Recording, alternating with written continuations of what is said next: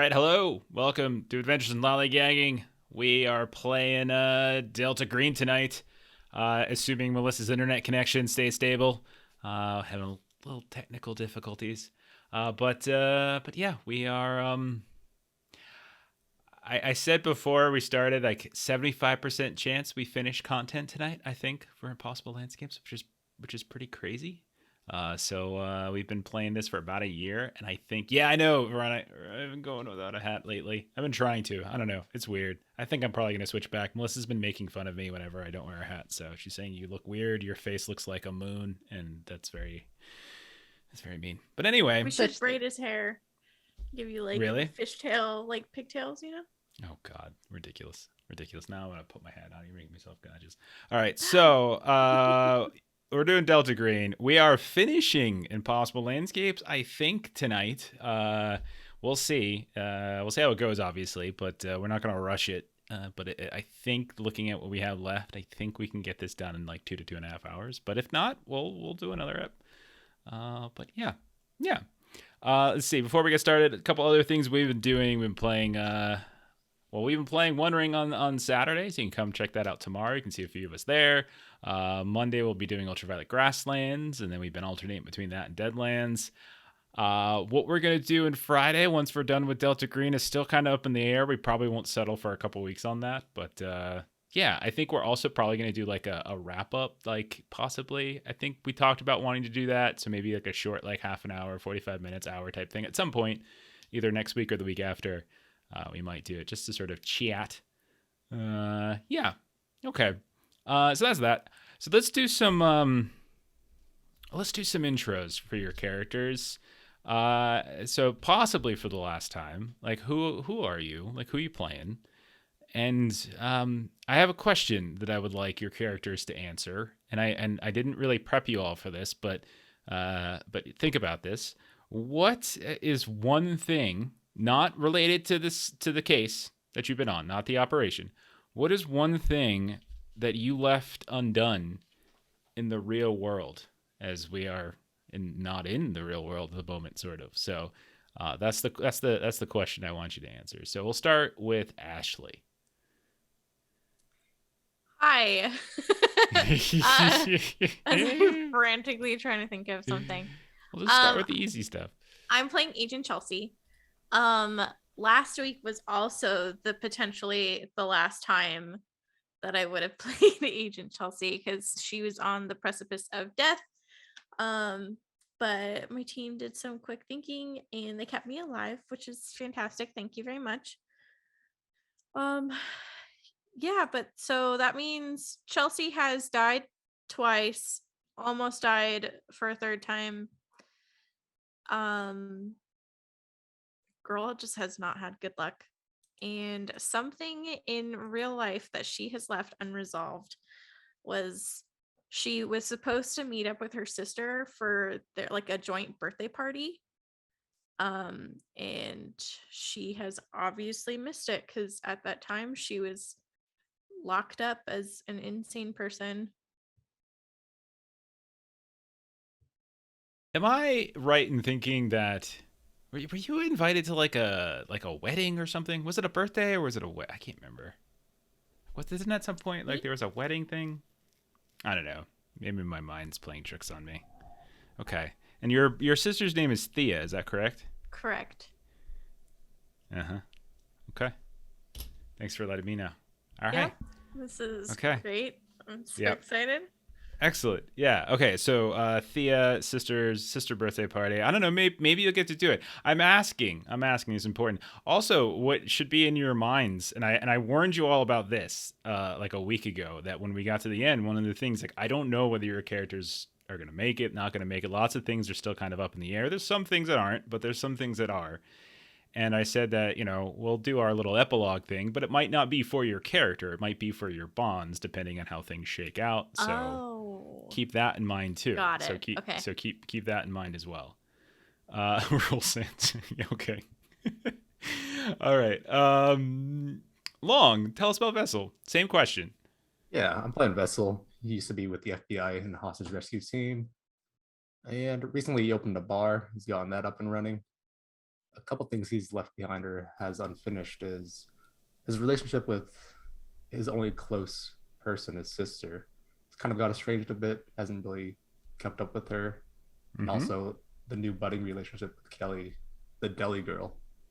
Yep. Didn't really take off as much since she's been away. Right. And I believe your sister's name is Erica, and that it is your twin sister. Is that not correct? That's correct. Okay. You always should be nervous when I know these details already. That means I've been looking them up for some reason. Okay. Gotcha. All right. Fair enough.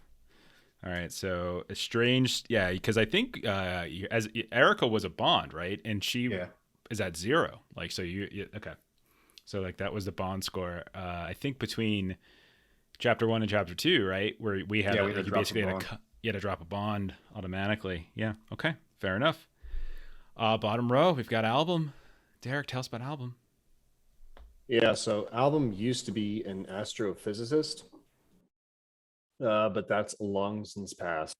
Something that he has left unresolved, rather, is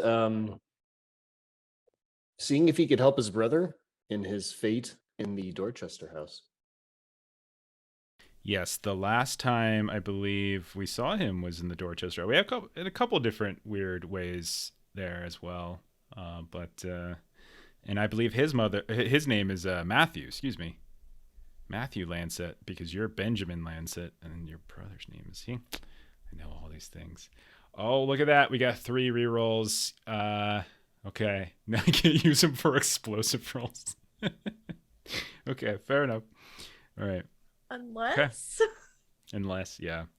We'll see if there's explosions tonight. Maybe. We'll find out. And then finally, we've got Fawn, the only person not to die.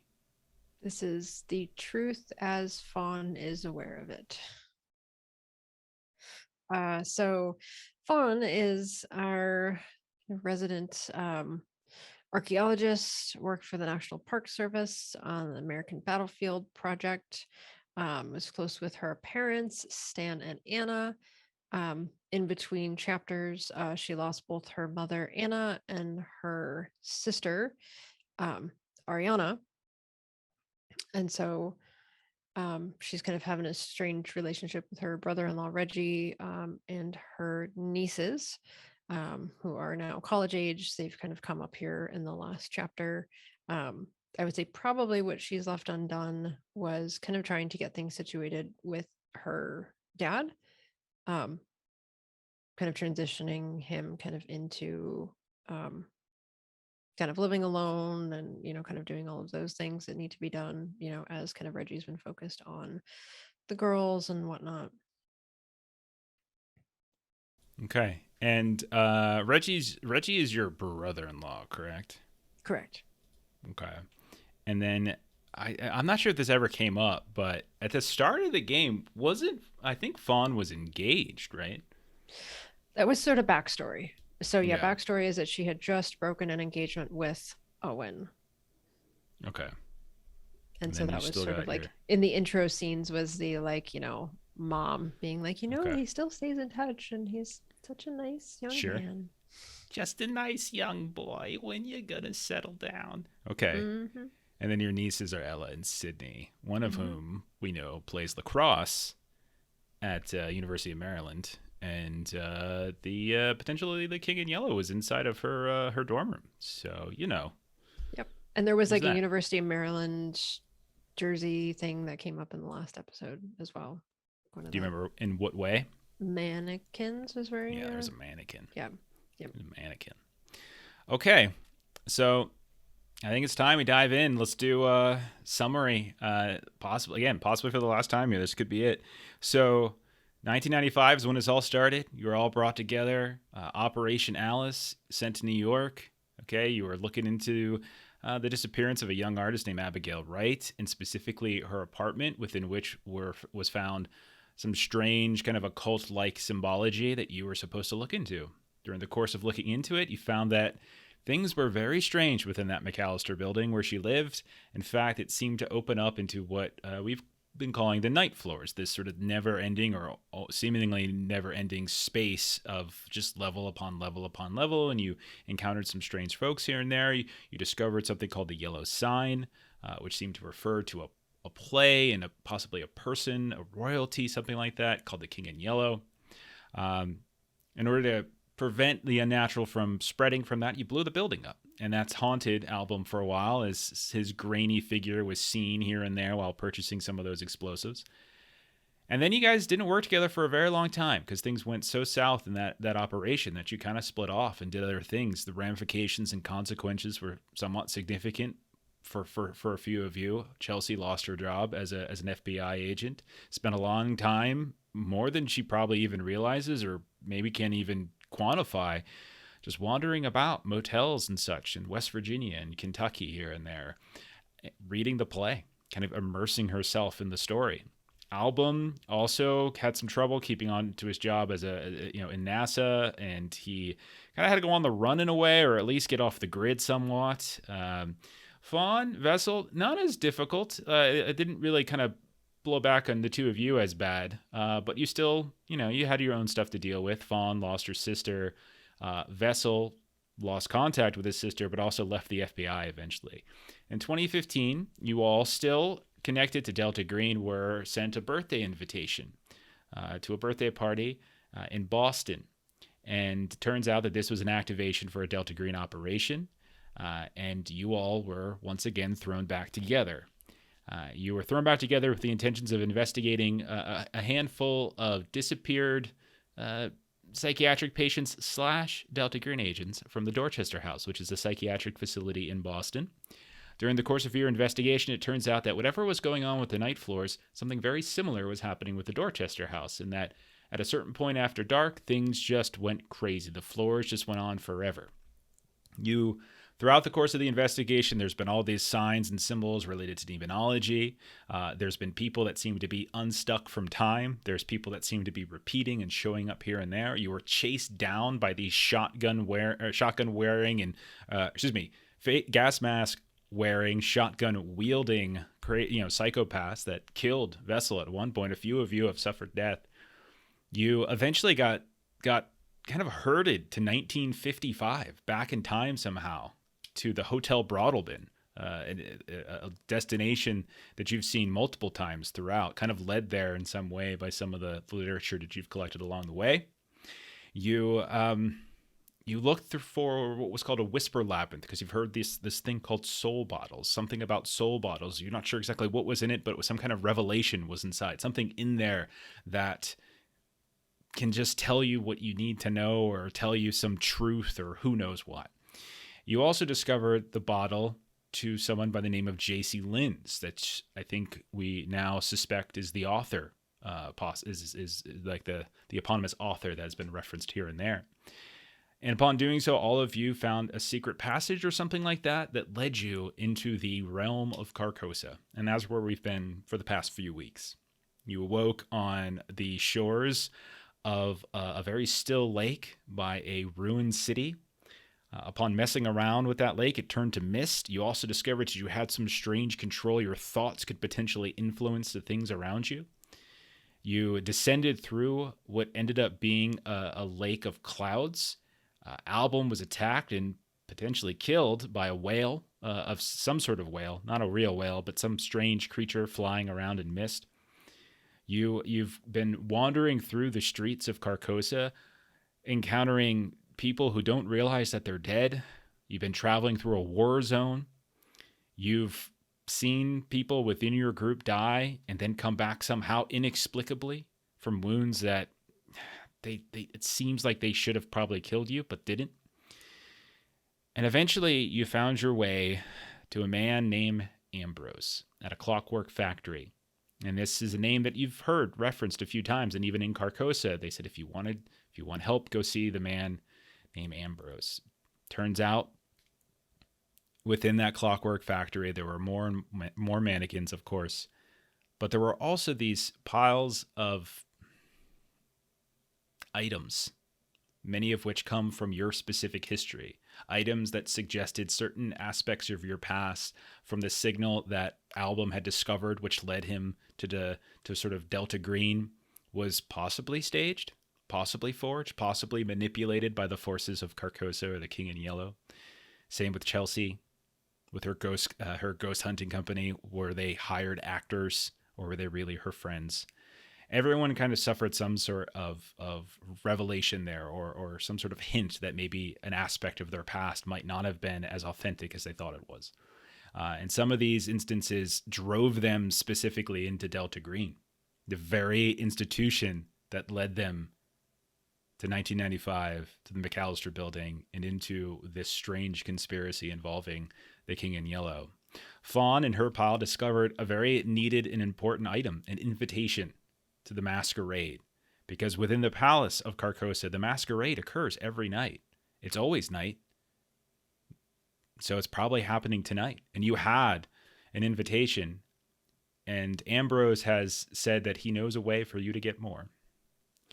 And so we're going to pick up after all of you have taken a very fun ride in an orrery that looked like a merry-go-round that was maybe made by someone who was on a little bit of LSD, as you ported across Carcosa, because he said he can take you anywhere you want in Carcosa with this thing. And he takes you to the roof of what he refers to as the Gallery of Shades. And that's exactly where we pick up. So he leads you off the roof. The Clockwork Child remains within the machine, because there was that sort of central area within which all the controls are. And you can see that she's kind of already just kind of hanging out, but she's staring out at you. And he pats Fawn on the back, who's struggling with some dizziness and everything, leads you to a rooftop entrance to this very massive museum-like structure, like something out of New York City, and opens the door. And he turns and he looks all at you as you go down, and he says, my friends, if you want to see the scribe, go down just a handful of floors, 2 flights down, find the main hallway, and then follow it. 6th door on the left, you will find the room of the scribe. There you shall be able to make suitable duplicates of the invitation. I trust you will be able to suss out how it functions. I will need to remain here to effect repairs and prepare the orrery for our return trip, so that I might then complete your costumes for the masquerade. Do you have any more questions for me? I'll be up here if you need me, of course. We'll be right back then. Yes. It's quite an engaging place. Many beautiful works of art. I hope you enjoy it. We'll go ahead and go down to where he's at.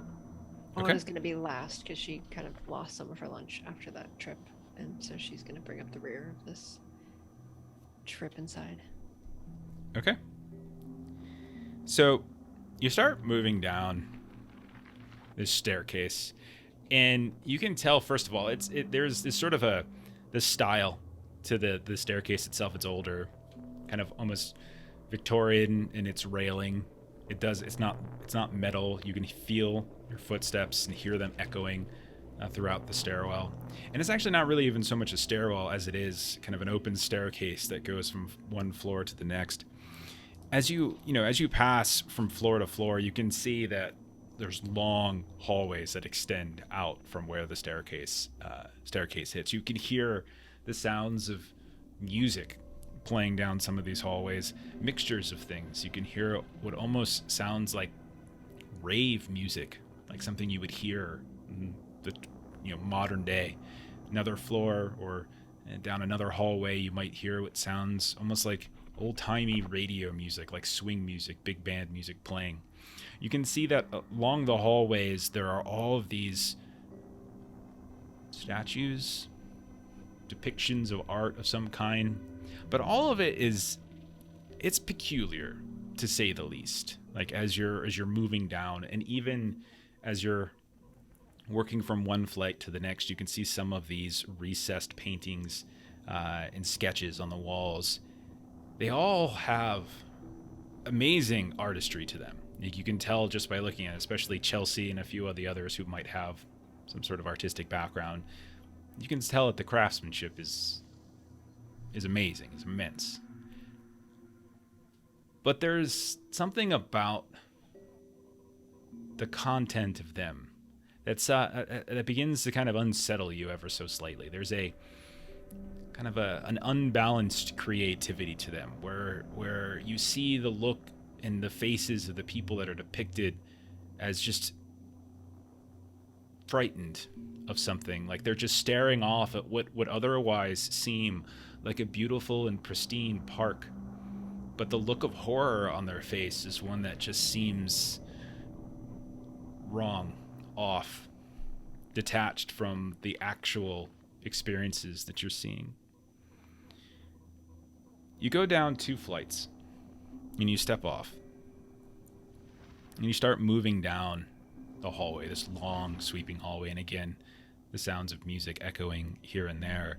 You hear, at one point, what sounds like a man's voice, as he almost like he's singing along with something, and a whistle here and there echoing down the hallway somewhere.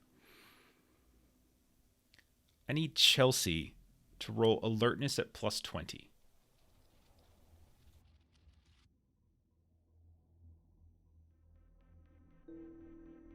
Fail, just so. Okay, you want to use one of those rerolls? You have 3.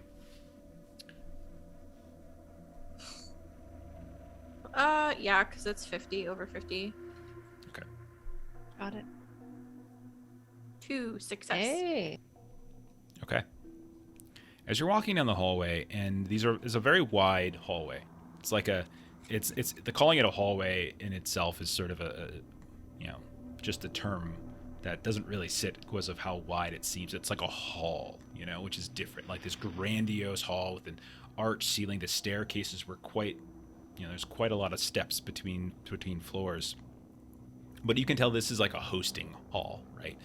And you can see that these huge arches that go into these other rooms, some of which are open, some of which have doors that are closed, these mahogany doors. And you can see that along the way, there's paintings on the wall everywhere. There are statues as well. You notice something that kind of catches you specifically, Chelsea. No one else would have really picked up on this. You notice that some of the paintings are crooked. Just so. The frame, ever so slightly, just kind of turned. Just in the right angle, like the perfect 60-degree angle. And it's just, you see one, and then the other.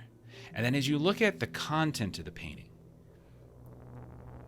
you think back to the 90s. You think back to your time when you were first being recruited into Delta Green, when you were first being tasked with reviewing certain intelligence and compiling reports and submitting them to who knows, which turned out later to be Delta Green.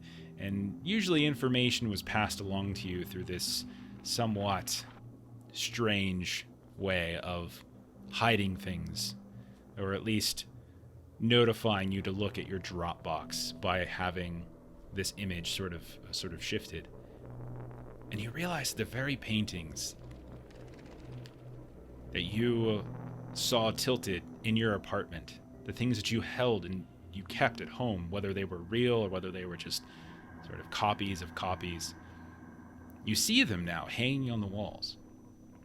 And they're the ones that are constantly tilted. The ones that aren't, the ones that are straight, that are parallel and perfect, those don't seem familiar to you at all. But the ones that are crooked, they seem like those that you kept in your apartment when you were younger. But they're different. The eyes are just a little bit larger with all the people in it. And you can see they seem to be just like looking off in kind of a peculiar direction, as if their eyes aren't really centered on the action of the composition, but rather to like the dark recesses of the frame, or down into a corner where you can see what almost just looks like a stray speck or an errant swash of the brush. But as your eyes kind of focus on it, you realize there's a form there that's like slowly growing the more and more you watch it. But you're sure that these paintings, and you realize that you know that whenever they were tilted, there was usually something behind them. Chelsea's gonna look behind one of them. Okay. Okay, so you pick the first one, and you pull something out, and you notice it's a manila envelope, modern, somewhat modern. Like you would say, it's definitely, the adhesive is probably worn a bit, but it's still got kind of the tongue that's been flanged outwards. You start going through the insides of it, and you can see that they are crime scene photos. Or at least, maybe not crime scene photos, but because you're not sure if a crime was necessarily committed. But as you're flipping through them, you realize you recognize the locale. It's this old cabin, remote. You can see like there's a few shots of a forest here and there through some trees as they're doing kind of a establishing shot somewhat of the cabin itself. And then you can see, as you're flipping through pictures of the inside, you see nobody, by the way. You don't see anybody. You don't know who actually took these photos. And you realize you don't see any shadows. You see no cop cars, your own car, nothing like this. They're just photos. And there's something on the floor in one of the rooms that you recognize now that maybe you didn't recognize in 1995 or 93 or whenever year this first encounter, this incursion that led you to the attention of Delta Green.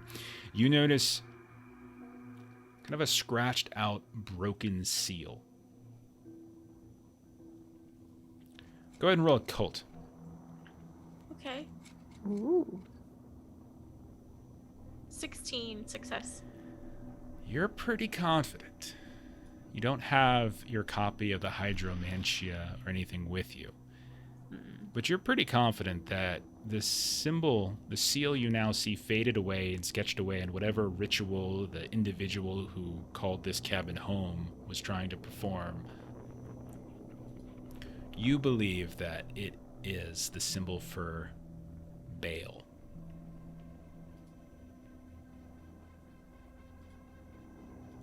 Jeff, is that the cabin I moved into?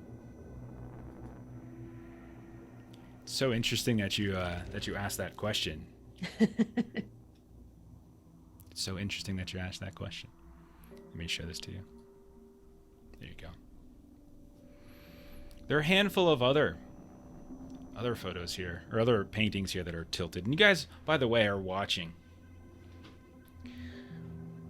What do we see? Chelsea's gonna go from painting to painting. You see her shifting, going from painting to painting, and like getting and suddenly pulling stuff out from behind. Fun. Let me take a moment with you. The first painting you saw when you came inside was not so much a painting as it was a black and white photograph of a ruin of some kind. North American. You can easily identify the specifics of which you're not entirely sure, but you can tell that it sort of was focusing on a certain kind of aesthetic. And as your eyes kind of drifted away, you started to notice like certain familiar images in some of these photos that have been framed and hung here and there. Some of the 3D art that has been set up. Not so much statues as they are kind of preserved museum-like cases, right? Within glass or behind ropes of kind of Native American art. What almost looks like a recreation, like something from a natural history museum, of where something of significance, an arrowhead, part of a pot, something like that, might have been discovered. Things that you most certainly were consumed much of your life. And I'll tell you this, that there's sort of this overwhelming sense of like nostalgia that begins to overtake you. Like to the point where it just feels so good to be amongst this again. You know, that idea that this is what you've done. This is This familiar work makes to you. sense. Exactly. To the point where, like, as everyone goes down that long hall, you find yourself sort of lingering, peeking here and there at some of these different displays. Mhm. Maybe even drifting off into a different room as you seize the sight of what looks like a much more grandiose central display of a series of ceremonial headdresses. To the point where Vessel and Album, as you peek around, you notice, in like watching Chelsea, like sitting here like somebody who is going through some inverse OCD. She's not even fixing the paintings. You just look around and like Fawn seems to have drifted off. What are the two of you doing? Seeing them drift off, I try to get them back in line. Like, we have an objective we're going after. Let's stop dilly-dallying. Okay, so right in front of you, you can see Chelsea. Like, that is unclear. That is 100% clear. Like, in like her doing her weird neurotic moving around through back of the painting to back of the painting. You can tell. But why don't you go ahead and roll an alertness test for Fawn? Sure. Pass. You're up to a 91 alertness, Vessel. That's I'm always watching. That's crazy. absurd. When did you fail an alertness failed test last- to be able to roll? Last round. Like, I'm Did. not- You were at 80 from like the Yeah. get-go, man. Yeah, it's been impossible to like spring a trap on you. Like, it's just insane. Okay, yeah, you see her as like as you were moving down the hallway. You got around halfway there, and there was sort of like an intersection, and you saw her drift kind of down one of those intersections ever so brief. It looked like she was just sort of peeking at something that was hanging on the wall. And then when you kind of turn around to the intersection, you look, she's not in the intersection any longer. There's a handful of doors down. We'll say this is, kind of heading towards the front side of the building. And there's a series of doors on either side. You can also see like one of those like flashing exit signs on the far end of the hallway as well. But there's a couple other doorways, some of which have doors, some of which are just open archways. I'll just head down to the cross section, see if I can find her through the hallways or the doors. Okay. So, as you move down, Vessel, you're looking around, maybe even call out her name or so, but you start to hear that old-timey radio sound begins to just sort of waft out of one of these rooms as you pass by. And you can it's just got this sort of familiar refrain to it over and over. And when you look over into that room, which there's this cracked open door, it's not like it's fully closed, it's just open enough for your acute alertness to see inside. It's some kind of lounge, bar. You can see like there's this beautiful, ornate old bar that's just swooping around in front of what looks like a whole wall filled with these colorful bottles of, well, some kind of liquor, presumably. You can smell the wafting scent of like cigars sort of moving out into the hallway from here. And then you notice right there above the bar, you can see that there's this neon sign that's just sort of flickering in and out. This tiny little flickering, it just reminds you of your own bar, because there it is, vials, just appearing right there in the midst of all of this booze on the wall. It's very tempting and nostalgic just to see it. It almost makes me want to take a step in. Okay, it's your call. You have full control of your character. You Yeah. can do whatever you like. But I know that's far away from where we are right now, so Okay. I'll just keep going. Okay, so you keep looking for fun. Okay. So you move a little bit further down the hallway, and the sound fades. Let's kick it over to Album. Album, what are you doing as you look around and you see that Vessel has just drifted behind you and he's headed to go, maybe he even said he's going to go fetch Fawn, but you still see Chelsea is like going through and she's like opening up these envelopes that have been coming from behind the paintings. What are you doing, Album? Yeah, so Album, knowing that Vessel's looking for Fawn, is just going to go up to Chelsea and say, okay, come on, like, wrap this up now. We got to stick together. Just let me finish getting them and then we'll head out. Vessel's already left. I'm going to leave you by yourself if you don't come. Fine, go for it. I'll catch up. All right, Album's going to follow after Vessel then. Okay, fair enough. Okay. Chelsea, you find... What's up, Diesel Chef? Oh, man. You find in these envelopes, every single envelope is familiar to you. You open it up, you see case files, you see photos, you see instructions, you see data that you're supposed to kind of connect. You see what clearly are invitations to a new operation forming. Mhm. All of these are things you've seen before, with one exception. And one of them, the very last one, which honestly is a painting of the ones that you have seen tilted slightly to the side that you don't recall having in your apartment. But then you quickly kind of shuffle through some of the photos. And you go back to that first photo of the cabin. You look down at it and you notice that in the photo where the seal of Baal is hastily scrubbed out on the floor, you can see the mantle or a fireplace. There's no active fire, just crumpled firewood turned black and ash. But above it, sitting on the mantelpiece, you can see that same photo, or at least that same portrait of a woman that was sitting atop this fireplace, is now hanging on the wall, tilted slightly off to the side.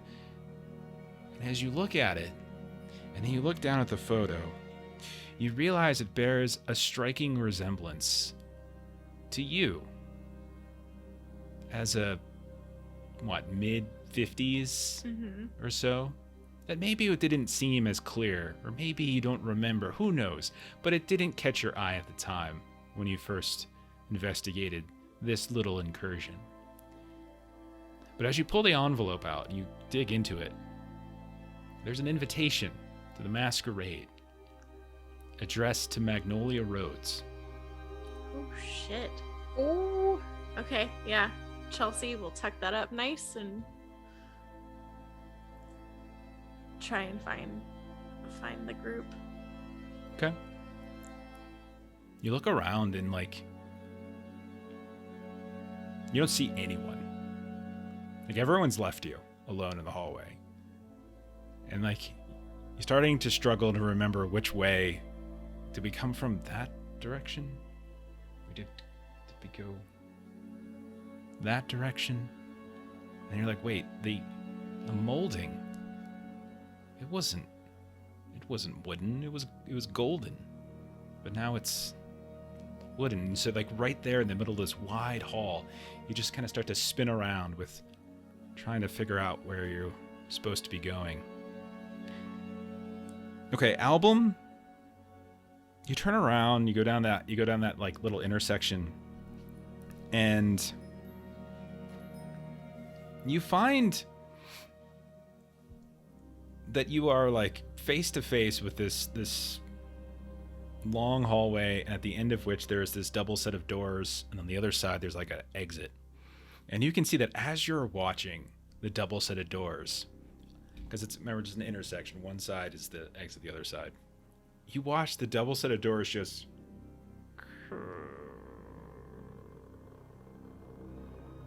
open up, and you see shadows just shift across here and there. And you see no sign of Vessel or Fawn. What would you like to do?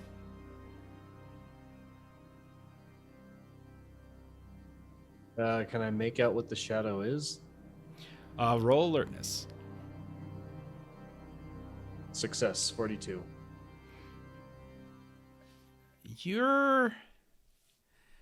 It definitely looked like, like some sort of someone in flamboyant clothing. Something very colorful, gaudy even. And like you can see, despite the fact that like it was dark, there were these, likely like there was some kind of emblazoned type fabric that kind of reflected the tiny bits of light that seemed to be coming down from the chandeliers above. And it kind of just goes across from one side of the room to the next. And as your eyes adjust, as you're looking down the hallway, it just looks like there's racks upon racks of clothing. Like just beautiful, antique, just almost medieval clothing. Okay. Album's never been much into fashion, so he's actually going to ignore that and try down one of the other two routes to see if he can hear Vessel or see Vessel. Okay. So your 42 alertness is good enough. I'll roll that over. You move down the hall and you notice Fawn in the middle of the room. Fawn, you are staring at what looks like a artistic recreation of what likely is sort of an everyday normal life of a northeastern, probably, like, I think if you read is it northeastern? I'm sorry, I should have noted that down. Algonquin life. You just see that there's no real credit to who set this up, but as you're looking at it, the accuracy is uncanny. The pieces that have been collected here are pristine. Some of the best you've probably ever seen before. And I don't know, there's just sort of like this calming effect this has on you. Yeah, I'm just engrossed in that. Yeah. And that's when Album walks in. You seen Vessel? He was looking for you. Vessel, has he been by? I don't. Maybe? I don't think so. Come look at this. This is just fantastic. Just what I would have given to find this myself. Come look, come look. And she'll just go into like history, just all kinds of information. Yeah, you see the exact same thing she sees. I mean, I don't know how interested you would have been in natural history of North America, but I mean, I know your character is much more science math oriented, but you see exactly what she's seeing, and she's geeking out. It's like you're in a natural history museum, it feels like right now. Wait, Fawn, I'm sure this is, great and rare, but you have to remember that we're not home, whatever that word means to you, and we need to. So far, I know where 0 people are. Chelsea got distracted by paintings. You're getting distracted by history. Yeah, I mean, we got to try and find the others and stick together and avoid the distractions. I mean, sure, but good gracious, I mean, we've been through so much stuff, and it's just so nice to see something that just makes sense. And it's later. If we gotta go at night, it's not nighttime yet. We've got time. We have no concept of time here. I'm sure Ambrose will find us if like we need to go right away. Like this stuff is so cool, and she'll like go over to something else close by and describe whatever that is. And Yeah. like the feeling of calmness is quite a relief. Just look, this is just so fascinating. Okay, you have fun looking at old dead stuff. I'm gonna try and find Vessel then. Ash is calling you out in chat. We have to stick together. Leaves Chelsea behind. We have to stick together. Leaves Fawn behind. I have a human score of 12. If I make a basic request, that's as far as Album can handle. You also have like the most sanity left, so it's probably like you're the person who's like watching like the horror movie and is doing all the right things, right? not the silly crazy things that make the movie fun to watch, but like just like no, don't. Why would you go in there? It's like that one commercial where it's just why would we go Let's into hide the in that building for- graveyard? Yeah, let's hide behind the chainsaws. Why don't we just get in the running car? What are you, crazy? Like you're that guy. So good. Okay. All right. Let's kick it over to Vessel. Vessel, you hear like the voices of Album and some footsteps and stuff as you had like kind of peeked into one room, looking around here and there. You start to move back, but something catches your eye with your 90,000 alertness. As you're moving down like this hallway, you notice that like you don't recall there being as many statues and sculptures lining the hallway as you came down here. Busts that are up on shelves that are being displayed. Because you just like peeked in just ever so slightly, like, hello, anyone in here? And then kind of turned around as once you heard Album's voice. And you see Album step out of a room just maybe 30, 40 feet away, something like that. You're on this beautiful, what looks like embroidered carpet. But then it dawns on you, it's just, no. You remember hearing your footsteps as you were walking down the hall. And it was polished wooden floors. And now there's sort of embroidered carpetry. And then you look at some of these statues, and they look normal, generally speaking. They have peculiar facial expressions like this that are sort of twisting in this level of kind of uncertainty or confusion, horror, pain, maybe. But you look at like the hands, you look at the feet, you start noticing that they're all missing digits. Not that they've been broken off, that they've been intentionally carved, so as there's clearly a finger missing here, 2 toes missing there. It starts to bring you back to a memory, I believe. Is that correct? It's a previous case I worked on where victims would have these missing digits. And you start looking around, and you start realizing that the facial expressions too are starting to kind of bring back. I mean, that was one of your first Delta Green cases. That was the very one that kind of brought Delta Green into your life in some way. You didn't necessarily know it at the time, but one of the other people working on that case, the consultants, they were Delta Green at the time. And you remember going through the faces and the bodies of all of these different victims and then kind of imprinting on your memory every single one of them. It was one of the worst cases you've probably ever had early on in your career. Very impressionable at a young age. And now you see those same faces and that same contorted pain lining this hallway, but put up in marble, beautifully carved, immaculate, as good as the sculpture that you found in the city of Carcosa when you were wandering the streets and the man like turned into a human out of a statue. That doesn't seem to be happening here, but every single one of them reflects back to one of those victim photos. I'll just yell down the hallway that Album, I'll be in here for a moment. And I'll just go in and take a closer look.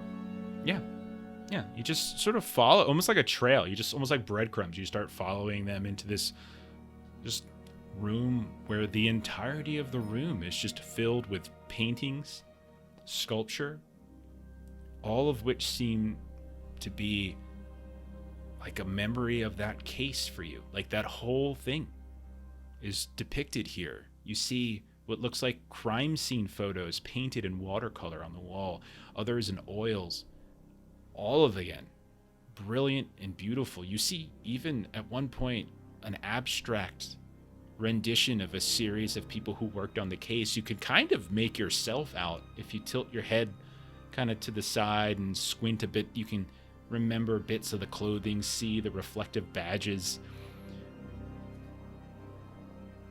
And it's just sort of this little trip down memory lane here.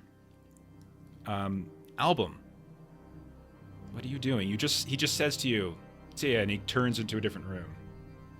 Album will call after him and say, "Hold up! I found Fawn, who's busy getting distracted by old things. Chelsea's still pulling paintings from the wall. Like, I think, what's caught your attention? Everyone seems to be getting caught by something." These statues, they remind me of a previous case I had. I couldn't get any answers. Maybe I can find them here. Answers won't help you change whatever happened in that case, though, Vessel. Stay focused. You're right, yeah. We gotta find this door. I just have this feeling, though, like I need to know. Closure sort of deal, you know? Do I know? I don't know. I like that I you don't think rolled that's for that. something Album. I don't think Album understands that line of thinking at all. Okay. Yeah. So you step back out into the hallway and you hear your feet just kind of echo as what first was like lacquered wood floors and then embroidered carpentry is now this beautiful reflective marble. You can see like gas bulbs from the chandeliers above you reflecting off the surface. You take a couple steps, you look into the room, and there's Fawn still just utterly focused on these different displays. I'm gonna kick it back to Chelsea here. Chelsea, were you going off to find folks? Is that what you're doing?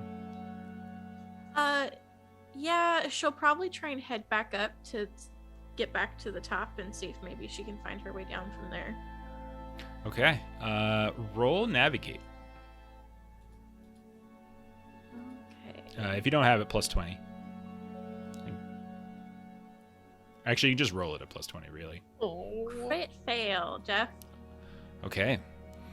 Yeah. To say the least, you get lost. You look around for the stairwell. You don't find it. Nope. You look around for your fellow agents. You can't find them. But you do hear a voice. This singing, humming voice. And you come across this open archway. And you look inside. And you can see a very large chamber. And walls, ceiling, floor, all of it's whitewashed. And oh my goodness, if it's not a man in the middle of the room. It's got this sort of pristine ceremonial military uniform, red with gold piping, white collars. And he seems to be flying. We'll kick it back to Vessel and Album, Wait! who Wait, I are have a thought on staring that. at Fawn. What would you like to do to try to get Fawn out of here? Yeah, so Album will just kind of like bump Vessel's shoulder and say, she's just, I mean, she's probably doing what I do whenever I talk about things that you guys think are out there. She's just enamored with stuff. Did you try to persuade her to leave? I told her that we're not home and that we should stay focused on sticking together, but that didn't work. Right. Fawn, let's go. Let's get going. Uh-huh. Yeah. I'll grab her and drag her out, Okay. or like lead her out. All right. Wait, but it did. I think it's we'll to come tell back. you It's fine. all about it. It's Just just tell me Puck. about it on the way. Listen, let's get going. What? And she'll just keep talking about like, but Okay. real quick, just like, see that, and then she'll kind of so that you can see what she's talking about, and then like as you're going down the hall, she's like running through just all of the history and detail of everything that like, and if you were still looking at it around the back, you would have seen this other thing and how like that's so. And the time frame and the history and all of the piece of it, and she's just talking your ear off as you go down the hall. Okay. Album, you probably lead the way. Vessel follows, dragging Fawn with him. And you make it back to the hallway where you had left Chelsea. You see that all the photos, the portraits and stuff on the wall have been righted. You probably didn't pay attention to them too much when you saw them. They, like, again, all of them look very strange. Like there's kind of this like all of them look like the visual representation of terror and confusion, right? Like this just kind of every one of them have that kind of theme, almost like a very domestic looking view or very modest looking view of some sort of situation, simple, normal, but then one, maybe two details that are just off, just enough to just throw the whole composition into this uncanny valley feeling to it that just is very unsettling. And the longer you look at it, like looking at a 3D painting, things just start to shift. Eyes of the characters in the portraits kind of move here and there or widen as if they're mid-scream. But you look around, you don't see Chelsea. Album, if you like, you can roll a search or alertness. I'll take either of those. That's a success. Alertness? Okay, so with alertness, you hear a man kind of singing down the hall. You don't see any signs of Chelsea, but you hear this. It's down the hall, and you can see, like, there's a left hand. Like, you think it's coming from like, the next intersection. Do you think the singing will help us in any way, Vessel, or do you think it's another distraction?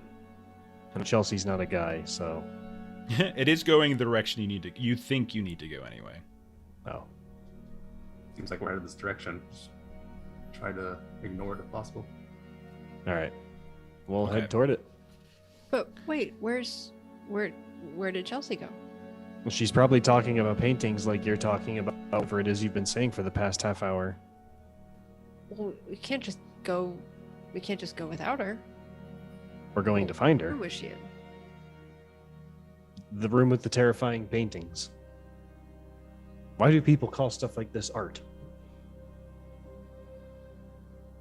I don't know, to each his own. I mean, you look at a series of numbers and it makes a whole lot of sense to you and means nothing to me. So It serves a purpose. There's a difference. This doesn't serve a purpose. It absolutely serves a purpose. Did you see how happy I was? We're getting looking at that distracted. We stuff gotta back find there? Chelsea. The album will storm off. Roll for initiative. Okay. You guys turn the intersection, you move down, you follow the voice, and eventually you come to this open archway, and you can see there's Chelsea just a few steps into the room, and you can see that there's a man that appears to be flying. He's in one of those red uniforms that you saw when you were moving through the war zone here and there. But you can see as you look inside, it's just so peculiar. It's like the whole room itself is whitewashed, right? So like the whole thing in here, like tall ceiling, large walls. There's not a whole lot of anything in here, but everything's white. And you notice that there are like these very small lines on the wall. And you start to look at the ones closest to you, and you realize that all of them are these minutely etched names, each with dates of birth and death. And it's like this fine calligraphy. Each is no longer than maybe a fingernail, right?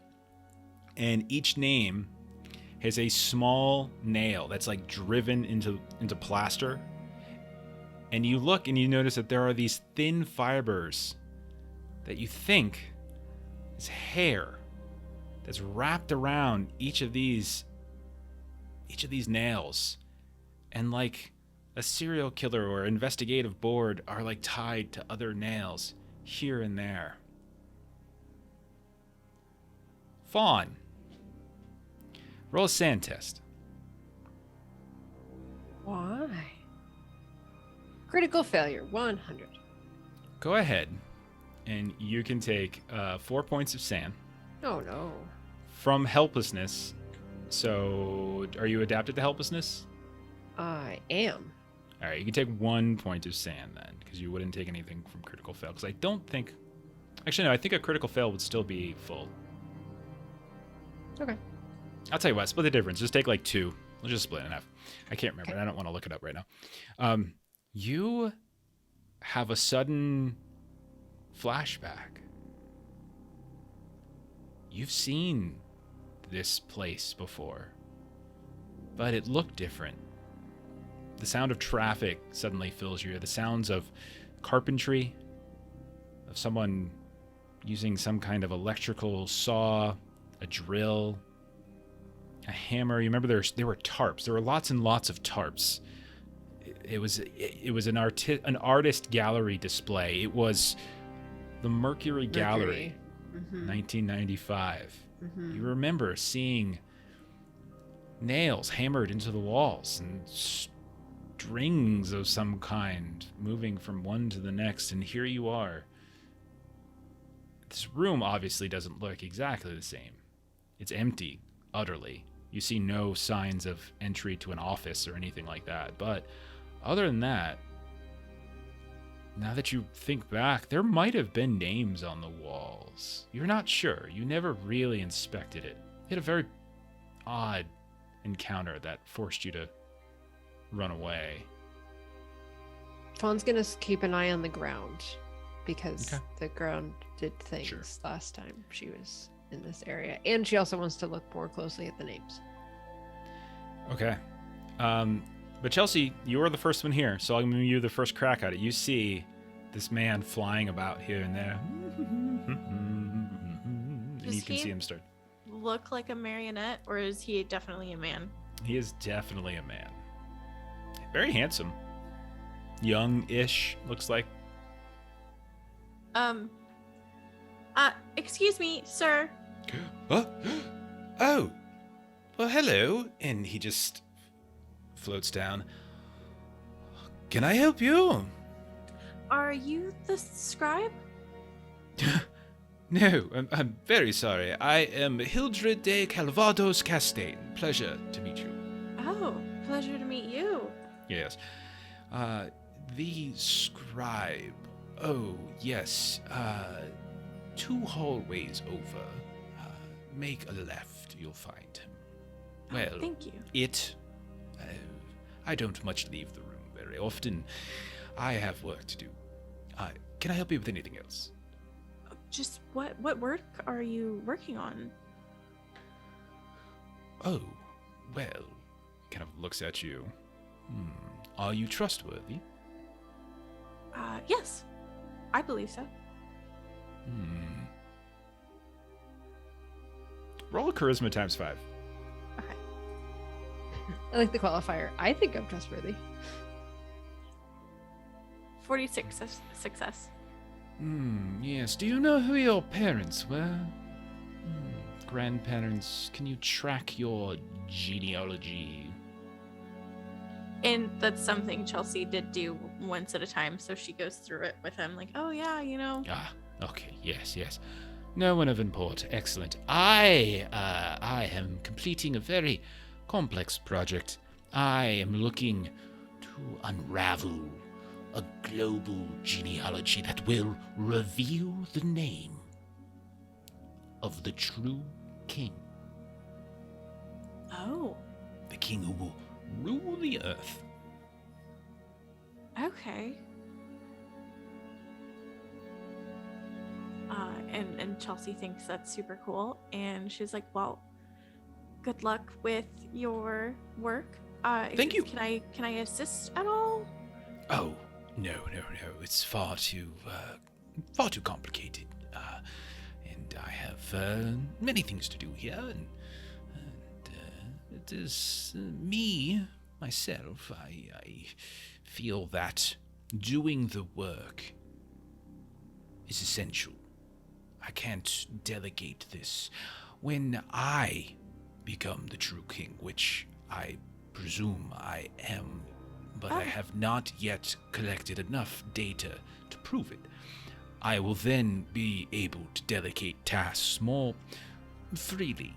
But now I believe I must earn my post. So, if you don't mind. Oh, of course. Good luck on your work. Oh, well, thank you very much. And thank you for the directions. And then Of course. Chelsea will, kind of like wave and start. And he heading does like this towards- really flamboyant, like it's the 1400s bow. He's Yeah. like, my lady, gentlemen. Pleasure's mine. And he just starts to fly back up into the sky and flies over to a certain point on the wall and begins scratching in it. Fawn, you said you're inspecting names. Roll a luck test. All right. 42 under 50. Okay. You do in fact recognize the name of you find a section, you just start quickly reading in the time it takes Chelsea to kind of have that that conversation. You notice the name Cameron Hamilton Chester. Name rings a bell.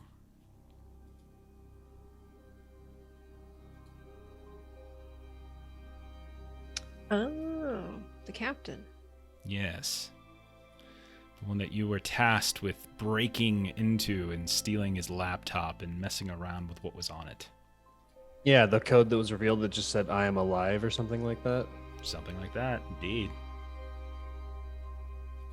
You can see a bit of nails there, and there's some string, and it kind of goes off in this different direction, and it is a dizzying web and network of things. Okay. You want to do anything else in here? Do you want to follow his instructions? So there was the other couple that we were like planting the evidence about. Mm-hmm. Like I want to try to find those names because they're going to be in the same kind of memory areas. I want you to know that there are literally millions of names in this room. So yeah, so she'll take like maybe like a written, all the little. names are the size of a fingernail. Like literally, that's how small it's written, and that's how many that are in here. You're welcome to do this, but this will take a significant period of time. A significant period of time.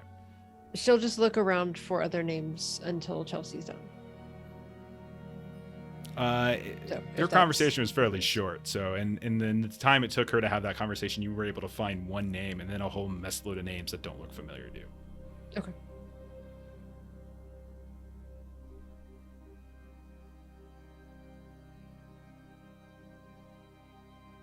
Until anyone else does anything, Fawn's nose is to the wall. So Okay. if other folks want to. So, you guys leaving? You staying? What are you doing? I'm assuming we all could understand the conversation between the two, Chelsea and the flying dude, or Castaigne. Roll int times 5. I inted. Indeed, you could. You can give yourself, as a skill, language Tartessian 20% album. Ooh. I think everyone should have it now at 20% or higher. Oh, we can just understand it now. Or do we have to roll for it? It's a luck test. It was a luck test whenever you hurt, or excuse me, not a luck test. Int times 5 test. If you're trying to like actively understand, you might have it already. I might have put it on your sheet. I don't remember. How do you spell Tartessian? Tartesian? Close I enough. didn't follow any of that. So yes. All right. You can roll int times 5 if you want, Vessel. What Ashley wrote in chat. Yeah. Tartessin. You too understood it. So yes, everybody now knows it because Chelsea and Fawn already know it. Can Fawn yell up to him? Mhm. So, and I am. Fawn would remember, but I'm blanking right now. So how are you related to G. Castaigne? G. Castaigne. There have been many G. Castaignes in my lineage, so I'm afraid you'll have to be far more specific, my dear. The G. Castaigne that would have made gears that say FR 1435 on them. By more specific, I meant an actual first name.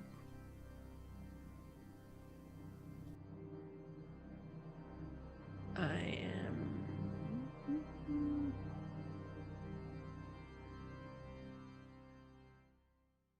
If anybody else Gustav happens or- to know. I'm looking right now. I want to say Gustav, but I could be wrong. I Say only have the Gaston. last name in all of my notes. Oh, never. Gaston Castaigne. That doesn't make any sense. You don't make any sense. Yeah, in all of my notes it just says Castaigne with a G.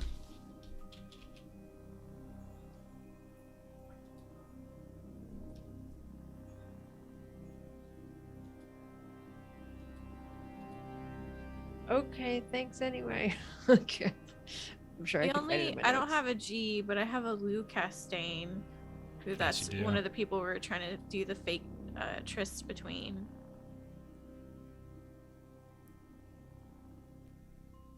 So Fawn will yell up, how about a Lou Castaigne? He's like, yes. And you see him fly all the way over. Lou Castaigne. And yes, here it is.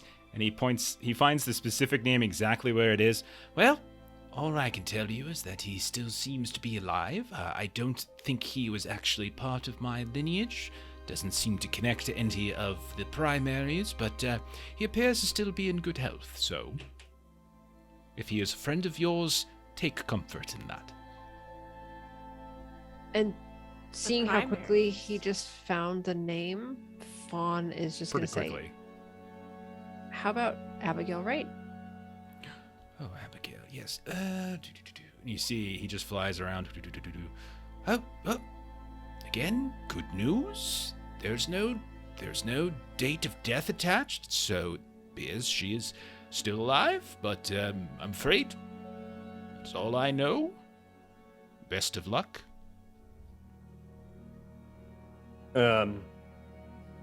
Album will say, what about Henry de Calvados Castaigne? You see, like, he just kind of gets this snarl look like, my brother? Why do you want to know about him? He's the first Castaigne that we knew of. I'm sorry, cousin, not brother. Oh. Well, as I said, he is my cousin, and we have disagreements over, well, who shall inherit certain powers and wealth of the family. He has designs as if he is part of some sort of divine plan, but clearly, as you can tell here, I have established a very proper, documented genealogy that depicts myself as the true king, not my foolish blowhard of a cousin who believes in fanciful things here and there. Nope. Good, hard work, tying one name to the next, tracking things, documenting them as fact. Scientific method, I have you. That is what I fall back on. But not him. He just feels things, and that apparently is good enough for him. But no. He is a very paranoid lunatic of a man. Anyway, I really must get back to work, I'm afraid to say. If I could just ask 2 more names. Yes.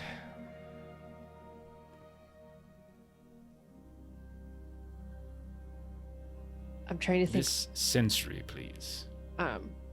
What? Ariana Brown. I can't remember if I came up with a last name for my Ariana sister. A married name. Oh. Kind of moves around. Oh. Well. She too seems to be alive as well. You are 3 for 3. Congratulations. Last name. Wannabe. Whatever you gave him. Oh. Your own? Mm-hmm. Okay. Oh, also still alive. Excellent. You are 4 for 4. If you get another, we give out a free candy. Now, really, my dear, I have work to do. If you don't mind. Establishing a provable, plausible reason for why I shall ascend to the throne is not something that comes just haphazardly. It actually takes dedication and attention. Thank you very much. Now, Just as a note, my dear, the scientific process is supposed to have a question and then a means to find the answer to the question.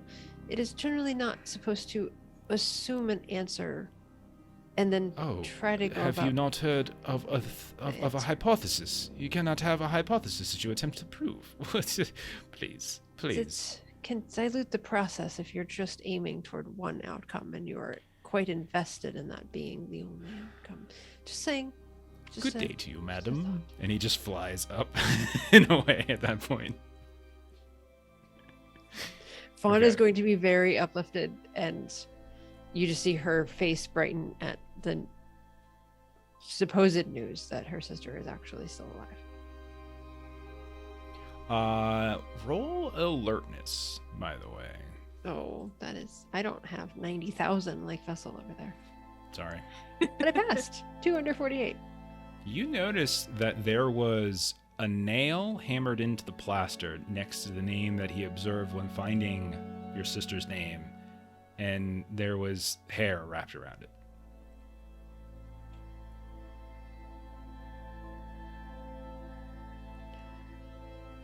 And he is now all the way up to the ceiling, and he's writing more names in calligraphy into the small recesses of the, at the top of the wall. And you have offended him greatly, and that is where he will stay. It's gonna move on, shall we? Okay. Look at it, Fawn. Look at it. What am I looking at?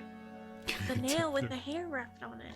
Oh, can I reach it? I sort of assumed this was so high that, like...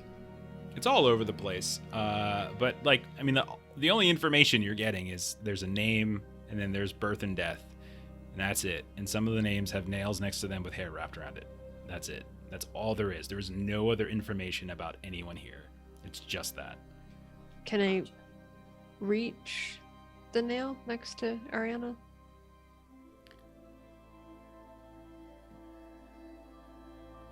Yeah, I mean, there's no reason you can't reach out and touch it. Like, it's just a nail. It doesn't appear to have any extra significance to it. Okay. Oh. We were just getting baited. I wasn't baiting you. I've been ready to move on for a while. It's just nails at a wall. It's a serial killer. It's a serial, like a, not a serial killer, like a FBI board type of thing. That's what it looks like in here. Yeah. He's just connecting names is what he's doing. Okay. And it's like this horribly complicated web. Either way, Fawn's face looks brighter on the way out. Okay. You work your way down the hall to where Hildred sent you, and you come to a room where you see there is a oversized mannequin that seems to resemble this kind of strangely proportioned porcelain doll, almost like a 17th century gentleman, and he's sitting at a desk, and it's all on display behind this velvet rope. You can see that that doll specifically is holding a quill pen in one hand and has a pile of blank paper in front of it. And you can see there's an empty wooden tray on the left that looks like a sheet of music. And you guys have high enough alertness that you do actually see that there is some sort of machinery, like some sort of interior machinery within, like a machine inside of the mannequin itself that looks almost identical to the scribe that you recovered from Barbas's home. So Fawn will pull out the invitation that she has from the table. Mm-hmm. It's clearly the wrong song. Sorry, I was playing the wrong song. Okay. What do you want to do? Because Fawn doesn't know that Chelsea has an invitation, so Fawn is going to I kind of haven't told anybody. take the invitation that had been addressed to DeCraig, and she's going to kind of go around to what would be sort of facing this porcelain doll, and just kind of Okay, I mean, all of it's a display behind a velvet rope. So you basically have to pass by the velvet rope. Everything is sort of it's like a museum display basically. yeah. Okay. So the minute that you move beyond the velvet rope, you can see the scribe begins to spin up. It's that same kind of whirring sound that you've heard multiple times now with certain clockwork devices. You can see that the hand kind of dips its like the quill into the ink and everything, and begins to scribble on paper. And it's like, and then once it's done, the paper slides aside, and you can see that it kind of flitters down onto the rug right in front of you. I would pick up the piece of paper. You pick up the piece of paper, and it says, "Agents enter the room. Fawn recognizes the scribe."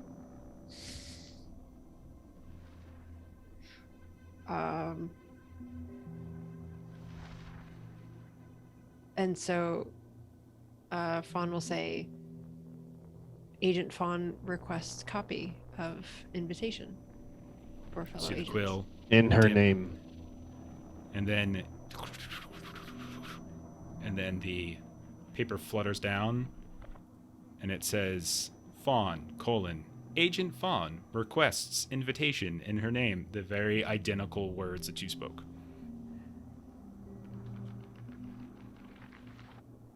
Take out the paper and give it the invitation and see if it can just mimic it. And Fawn will take out and do what Album recommended. Yeah. And first, it scribbles down exactly what Album just said. Album. Okay. So when you place the invitation down, the scribe suddenly goes to this like strange motion. It discards the paper on the desk, lifts the desks, and pulls out what looks like a blank template that perfectly matches the invitation that you just kind of handed over. And it places that template on the desk. And then it begins to scribbles out an invitation, perfectly mimicking the invitation that you just placed down, except it has an invitation for Lana Bogdan.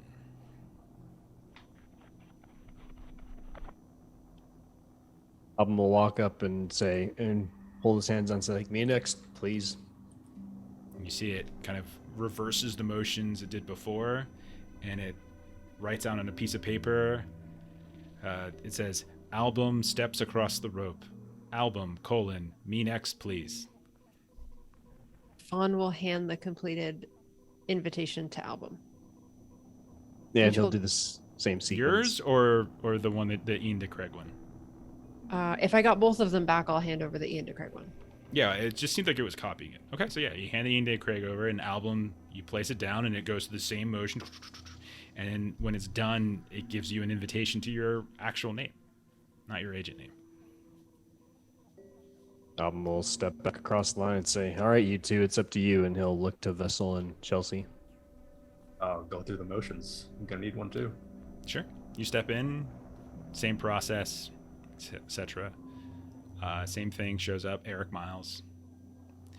Chelsea, what do you do? Same thing. Okay.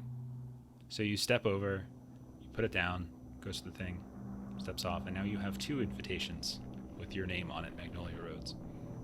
Sweet. You guys have invitation.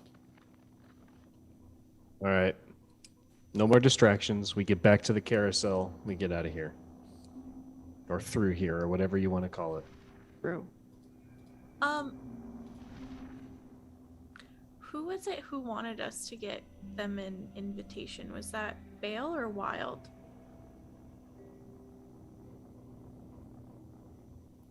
Wild had posited that as an exchange for his help, but since you guys didn't have one, then he gave you the job to do. Had you guys had an invitation, you could have given him the invitation instead of doing those jobs. Got it. Okay. Yep. Okay. Fawn will thank the scribe. It doesn't seem to react to that, but maybe it'll go. Fawn, thank you, scribe. Okay. What do you guys want to do? You don't have to thank the machine. That's all part of this game that we're playing. It was supposed to do that. We were supposed to come here. Whatever happens next is supposed to happen. Doesn't mean I need to lose my common decency. I can say thank you. It's a waste of breath. It's fine. Let's get back. Okay.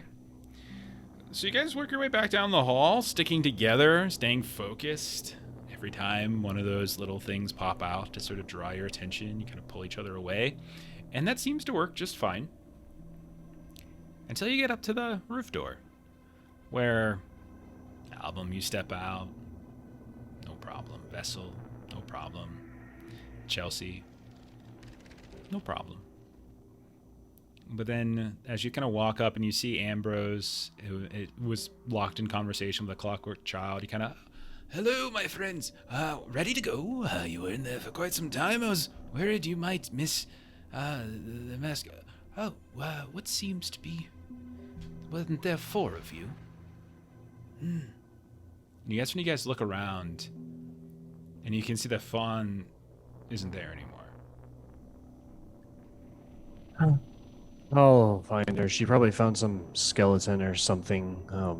Album will look down the way we came. And you see her. She's Fawn. You just feel like, no, this was a nice place. There's information about my sister. There was all this beautiful, pristine archaeological finds. You just don't want to go. It's a nice place. There's more to see. There has to be more to see. Mm-hmm. And Album, you see her just beginning to walk back down the stairs.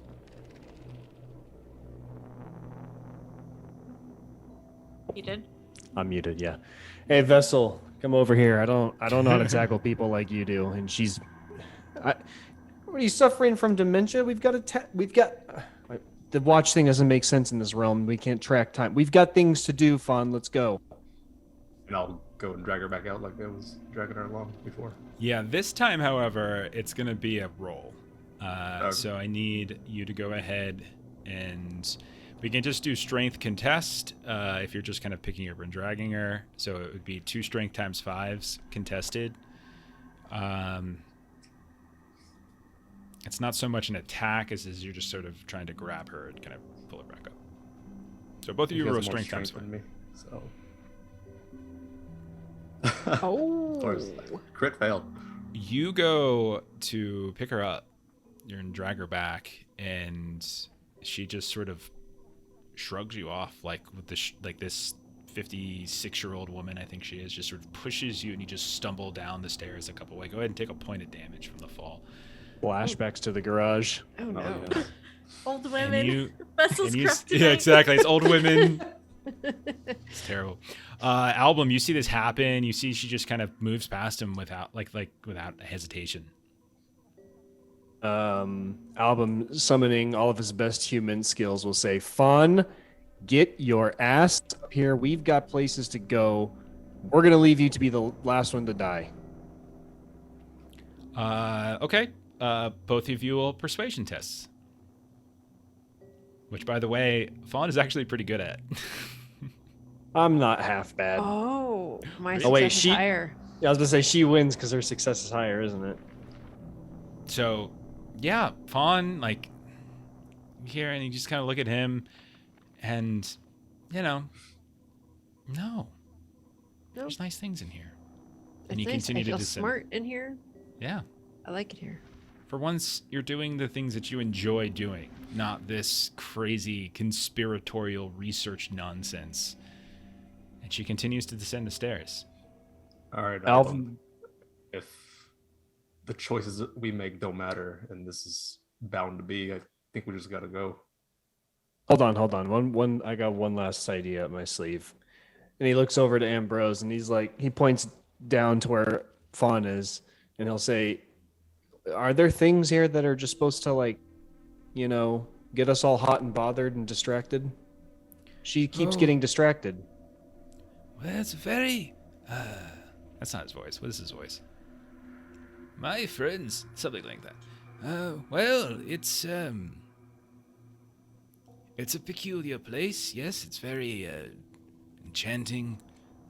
Some people go in and, well, they don't come out. And I thought the four of you, very focused, strong-minded individuals, wouldn't have much trouble at all.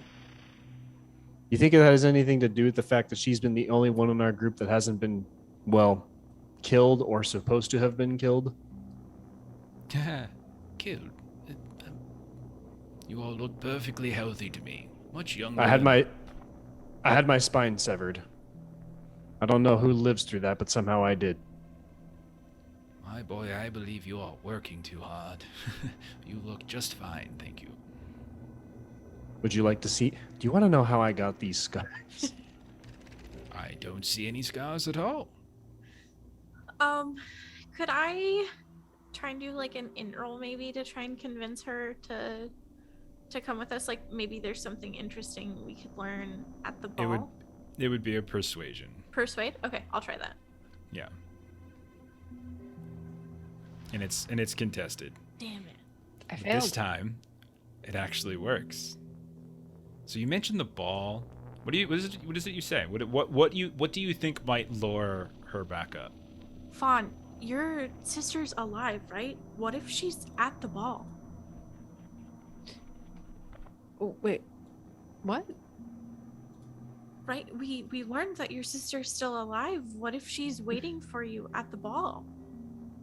What if that's what you've been working towards? I mean, I did hear her on the radio. Yeah, and what if you heard her from Carcosa at the ball? Oh. Well, I hadn't thought about that possibility. But, Come on, we need to get our outfits. oh. Well, I already went in that room and she wasn't there. She hasn't been anywhere here, so maybe she is. Maybe she'll be there. Yeah, come on, let's go. Okay. And she will follow. Album So- is gonna mumble to Chelsea. Is that how you get people to do things? You just make stuff up that you don't know? What do you mean I don't know that? How could you know she's there? This is Album talking because he has no human skill. She could be there. What do you think the odds are of that? We're talking like, look how hard it was for us to get here, and anyone for that matter. It's like a 2% chance. But Fawn heard her on the radio, and so she was already probably in Carcosa. There's been a lot of things that have imitated things that we want to see and hear. You were looking at paintings not a few moments ago. And didn't I want my outfit to go to the ball. So the masquerade. Let's and she'll just get on the boat and be like, let's The merry-go-round? Sure. or yes, the horrifying merry-go-round. As you climb onto the merry-go-round, Fawn, you feel an intense wave of melancholy wash over you to your very bones. This sudden purpose that you had, this sense of order, things were right again, you were happy, there was there was something about the things that you were seeing, you were on the cusp of kind of piecing something together about the nature of these finds, these archaeological digs. It's if they all were trying to tell you something. But as you sit here on this plastic, porcelain, metal steed, it all flushes away. You lose 8 points of sanity. Oh my gosh. So you get the feeling that you've never been so close to piecing some strange historical mystery together. You've never, might never get another chance at it. But your sister is still out there, maybe? So this is going to cause something. No, not really. Yeah, not in Carcosa. Oh, that's right. Other than when you guys look over at Fawn, she's just got this paleness to her now. Just like, and seems to just permeate a sense of melancholy. You just feel sad, Fawn. Like you had a chance and you missed it. This height of professional curiosity. This was it. This you could have tied together. Everything you could have pieced together. Something. And you don't even know what anymore, as all the pieces are just sort of fractured and slipping from your fingers. So basically for the rest of your time, she's going to be a bit of a weight that you all are going to have to keep an eye on, as she is just looking about as sad as you've ever seen anyone before. Bewildered, even. Yeah, she's just going to sit off by herself in the corner. And this whole thing makes her nauseous anyway, so she's just going to look absolutely miserable. Like, physically and emotionally, just... So maybe bad day. Chelsea's not concerned about it just yet because she assumes it's just the Ferris wheel thing. Okay. But yeah, you go through the Ferris wheel. Not Ferris wheel, merry-go-round. Same process. You hear that, and then the ice cream song kind of comes on, all the lights, and then you're back at the Clockwork Factory, and you can hear the hoot and hollering of Ambrose. I love this machine so. Oh, it's amazing. Oh, friends, come. Yes, let's get you those costumes now. Yes. Invitations. Oh, you're going to be absolutely delightful. You're going to love what I can make for you. I already have a few designs, but you can get a few of your own personal touches if you wish. So he leads you guys down into his factory again, right? Like this, and you remember it. It had like the dripping. It had like all the different like mechanical piles left and right, like essentially everywhere. No one's down here at the time, but he leads you to like a workshop where he's got all of these different like fabrics and robes and things, and you can see that there's these faces, masks, and he says, if you have a favorite animal or something, Mr. Album, I could put some final flourishes if there's anything you would like on yours. Album will think back and say, well, it's not an animal, but I had a pet tarantula. Well, are not tarantulas animals?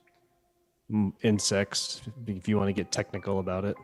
Yeah, Arachnoids. I thought insects were animals. Never mind. Yes, I can do something about this, certainly. And Miss Chelsea, what preference might you have?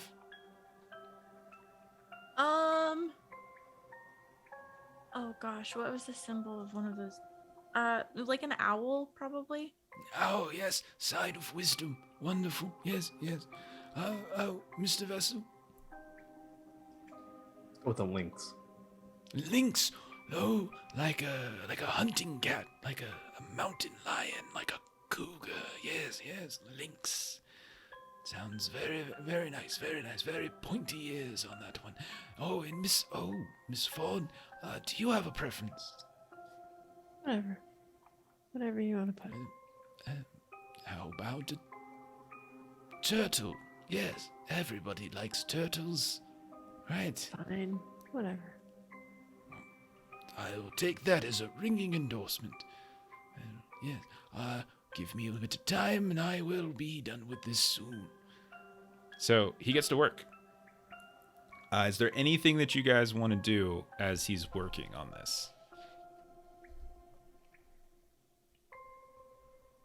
Fawn wants No to is a try perfectly to... fair answer. I know you guys, I don't mean to set you up like that, but seriously, no is a perfectly fine answer. Go ahead, Melissa, I'm sorry. Fawn just wants to just sort of aimlessly shuffle through the tables of stuff that she recognized before. Okay, yeah. What about the rest of you? Album's gonna mumble to the other two. What happened to her? We won't really know unless she talks about it. We also haven't asked. And Chelsea just kind of shrugs and she wants to go help work on her outfit. Okay. Oh, yes. Come, I can show you a number of tricks. Most aren't very interested in seeing how I work. He's very excited. He's like showing you how all the... And then you take this little wire here and it kind of bends over that way. And you take the flywheel here and that spools and that allows the eyebrows to go up and down.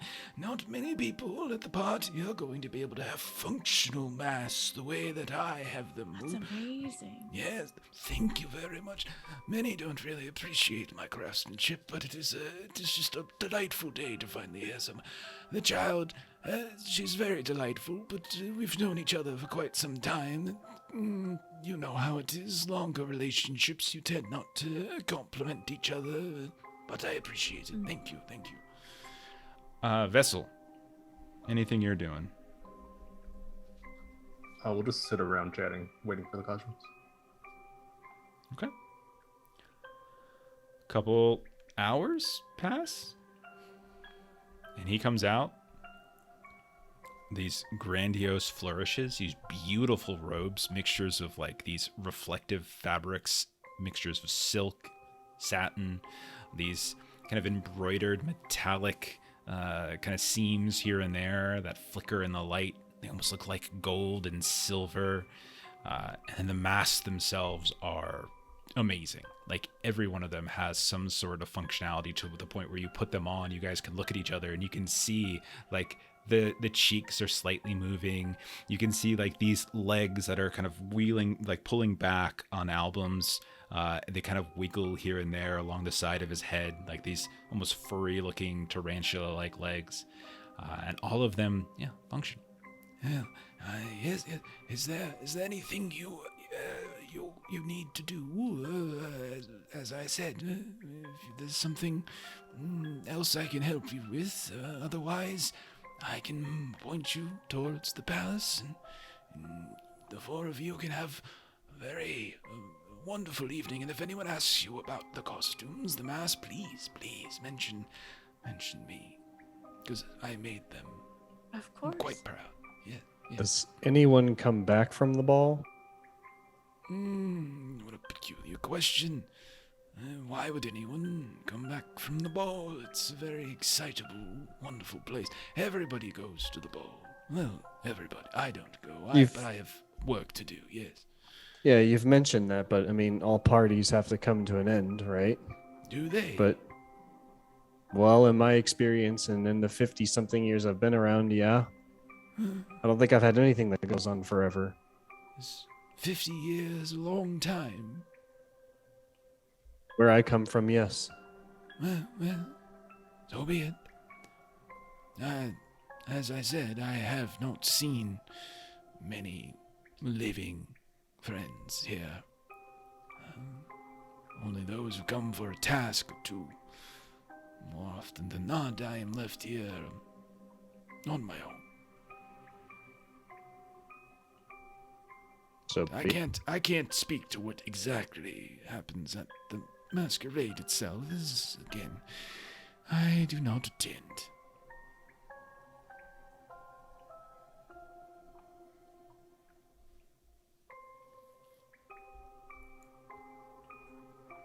So Fawn has put everything on and is just sort of like loping in the direction of where they need to go. I can drop you off with the Ori right out in front of the palace. I can take you anywhere within Carcosa, but I can't take you into the palace. You still have to go through the gate as per usual. We have feet. We can walk. And if you're sure you're ready, and there's nothing else, I would be more than happy to spin the Ori up one more time. I feel like there's something we're supposed to be doing to get ready. I'm not sure what it is. Like looking through all my notes, I'm like, I don't see anything. I'm ready if you guys are. Oh, we're about to find out what happens. Okay. I mean, you could take a moment and think, talk it out. This is, I will tell you this. Peel back the curtain. This is that save point. Yep. Okay. Yep. You know, This we is all play where video games. We all get know all this of works. the ammo. This is if that we save need point. it. If there's something else you wanted to do, you need to do it before going to the palace. Let's just put it that way. Once we get there, balls are in motion. That's it. I can't. I mean, according to the poem, we got through the city, the lake, its shadow, the battle. Then the party, the dance, the girl in blue, the one singing. So all of that's going to be there. Mm-hmm. Hydromantea note. All drawn in, closing in a dance like a loop, leading to the masquerade. That's It just hold on.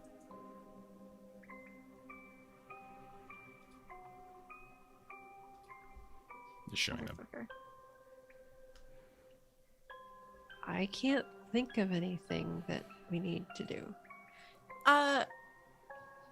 Wait, is Abigail at the ball currently, or is she elsewhere? I believe she is at the ball. I haven't seen her in some time. How do you contact Barbas? I do not. Oh, he just shows up? He has his own tasks. Okay.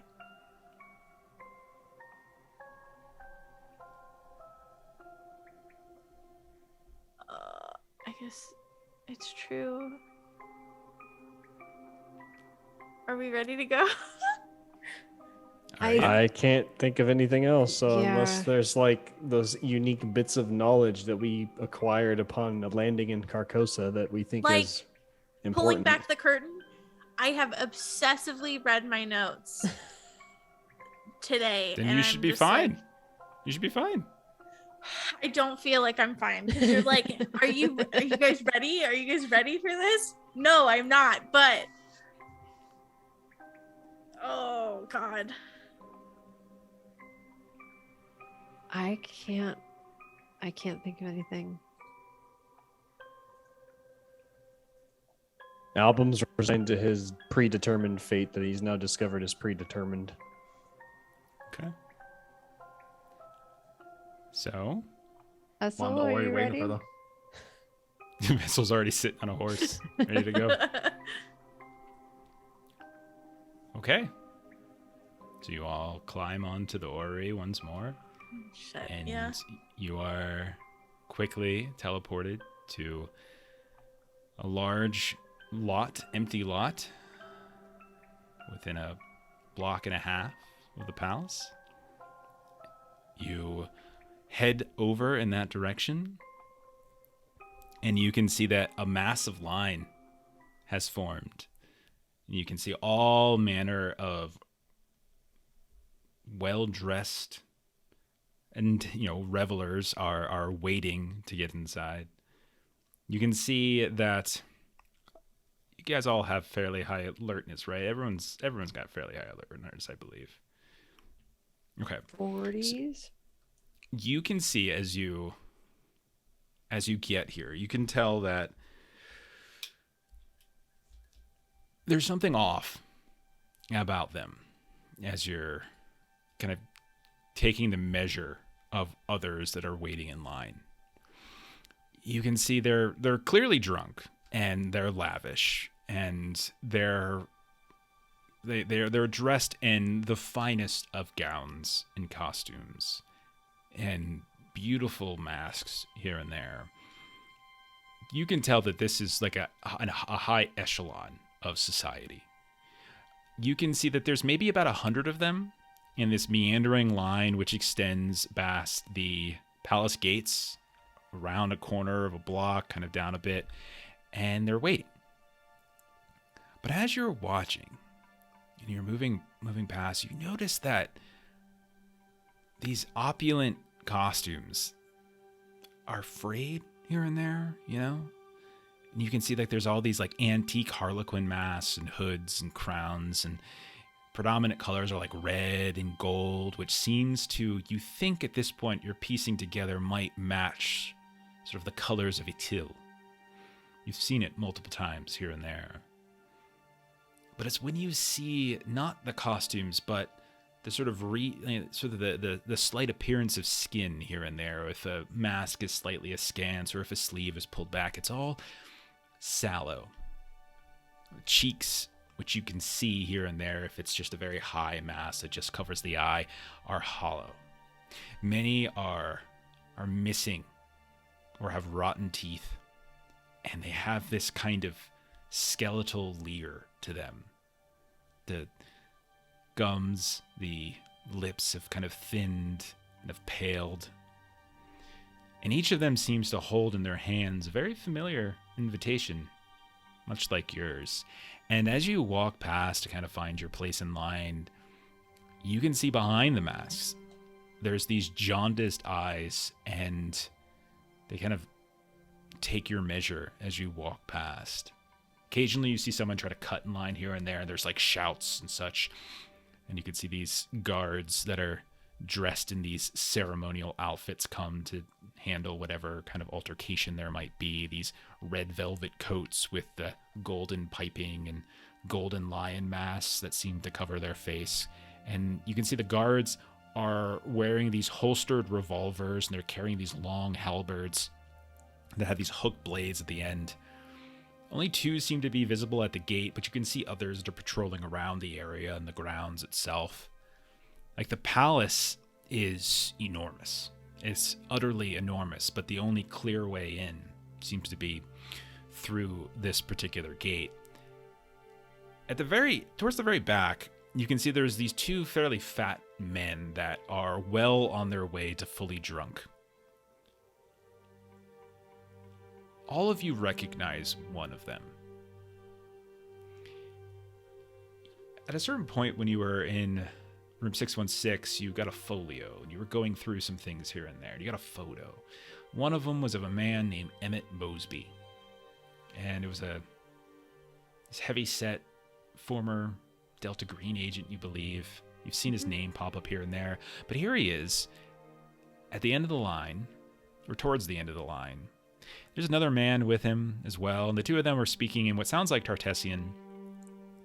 And they're both in their costumes. They have he's got this ridiculous gray and gold costume with a walrus mask that's kind of shifted up to cover his head, and you can still see his face as he's drinking from what looks like a large bottle of dusty wine. And yeah, they're just kind of shouting at each other, talking. It looks like they're just kind of having the greatest time ever. But other than that, it's just about waiting in line. Didn't we have a note that was Emmett Mosby, and it was something about like, tell V I said hello? Yeah, that was the back of the postcard. That's what it was.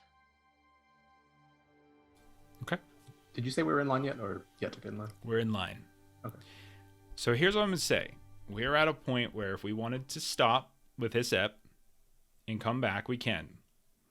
If we wanted to play for 1 more hour, and it will be 1 more hour, because there is like a timer that you do with this, it's an hour more.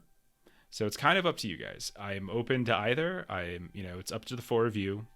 Do you guys want to play through the next hour together and finish? Do we want to come back? And I think it's 2 weeks because Derek's got something next Friday. So we'll be back in 2 weeks with both finale and like an hour question Q&A thing or whatever. It's entirely up to you. I don't mind either way. But it would be an hour. It would And then be the however it would be an hour, and then however long it takes for us to say like goodnight and whatever kind of summary things we want to do at the end.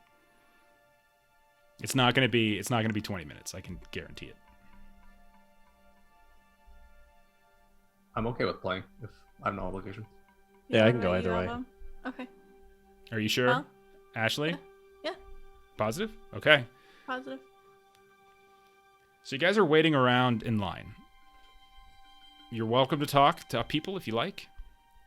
I will say this, that you do notice looking back at this city from here, it's got this darkened look to it. The angle from the palace as you look back is this, it's almost as if the palace itself is lit up by all sorts of light. And when you stare back at the city, it's like this fading darkness that's beginning to accrue here and there. I'll say you get a sense of foreboding kind of filling you, and that there's sort of almost like a detachment that is happening here. And you look up at the gates and you look at the line, you look back at the city, and you realize that if you get this sinking feeling that if you go through those gates, coming out and walking back into the city might be something very different when you do so.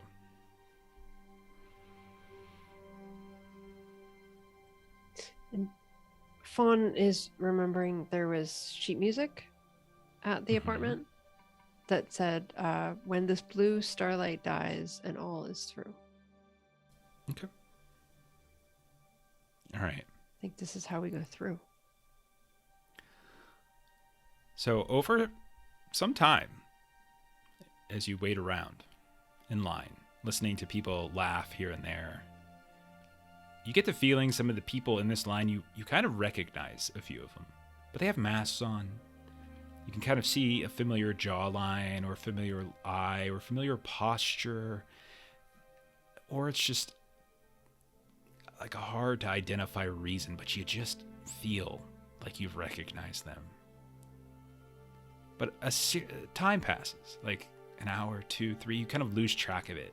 And it becomes this sort of sick pit in your stomach as you're just waiting, but also a sense of excitement at the same time, battling inside of it. Like this is it, like the metaphorical, like end of the road that leads into this palace is right in front of you. When you get up close to the front of the line, you look back and you realize that the line seems to extend in much the same distance, as if it's not shortened. You've progressed in it. You remember moving, taking steps here and there, but you don't remember seeing anybody else suddenly come out from the shadows of the city and join the line. But when you look back, you see the same 100 plus or so people in line. Chelsea, you're the first person, we'll say. You and Album are the first up, and as you're going through the gate, you can see it's flanked by these guards, and you watch in front of you as people are kind of getting frisked. They're kind of going through items and things, and they're doing this and that. You get a sense as you're looking, they're taking out swords, like these beautiful, what looks like revolvers, well oiled and maintained, and others that look like fencing gear, things like that. And they're just setting them off to the side. No one seemingly can go into the party with weapons. So you get the sense that you're not going to be able to carry your weapons in. If you want to, you would need to make a stealth test. So Do either of you want to do this? Chelsea really wants to go to the ball, so she does not. Okay. So when you step up, they go through your things, and they say in Tartessian, Madam, but if you don't mind, please lift your arms. We must check your things, see if there's anything threatening. And she does. And if you any guns, knives, anything like that, explosives, anything like that, they remove. They don't complain. They don't say anything. They don't say, how dare you? No, they just set it aside. Like it's like the most normal thing in the world. They put it into this little storage boxes and they just move it off to the side. And after they've cleared you of anything that looks like an obvious weapon, they say, enjoy the board, madam. Have a wonderful evening. Thank you. And you begin weaving your way up this long and winding stair. Album, same thing comes to you. You're next. Yeah, he'll give up his weapons. Okay. So you give up your weapons. Thank you, monsieur. Have a fabulous evening. If you hurry, you can get your friend.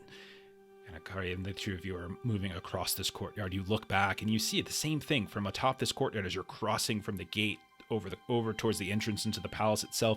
You look back and it's like that same winding stair, that winding line. It's like it goes the exact same distance that you started. And not only that, but you look back, Album, specifically with your very high alertness, you see the two fat men, Mosby and whoever he was speaking to, in the exact same place where you saw them at the back of the line when you first got in line. Like the people in this line are just forever stuck in this line, this like revelers encased in some kind of like mosquito-like amber.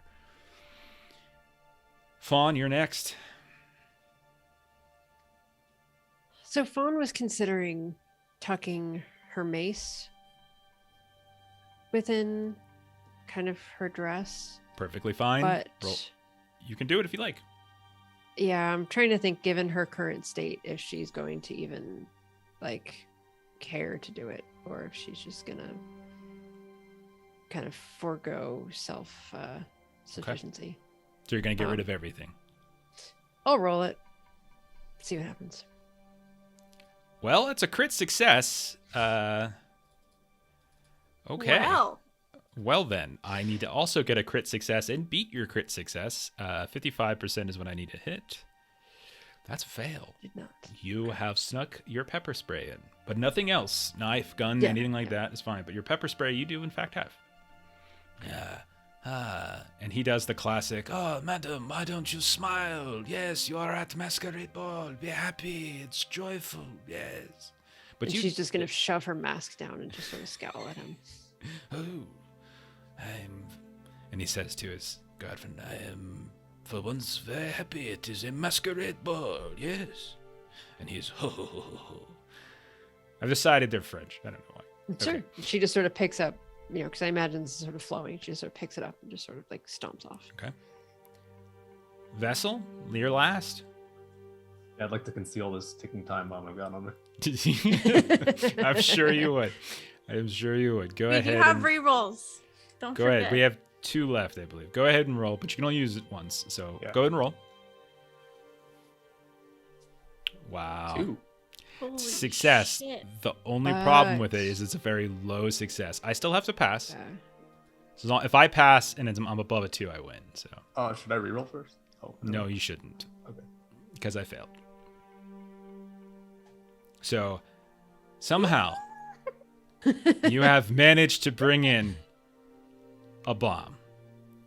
Maybe they're busy, like, I don't know why she does not smile. She is going to the masquerade ball. It is very frustrating. We are out here.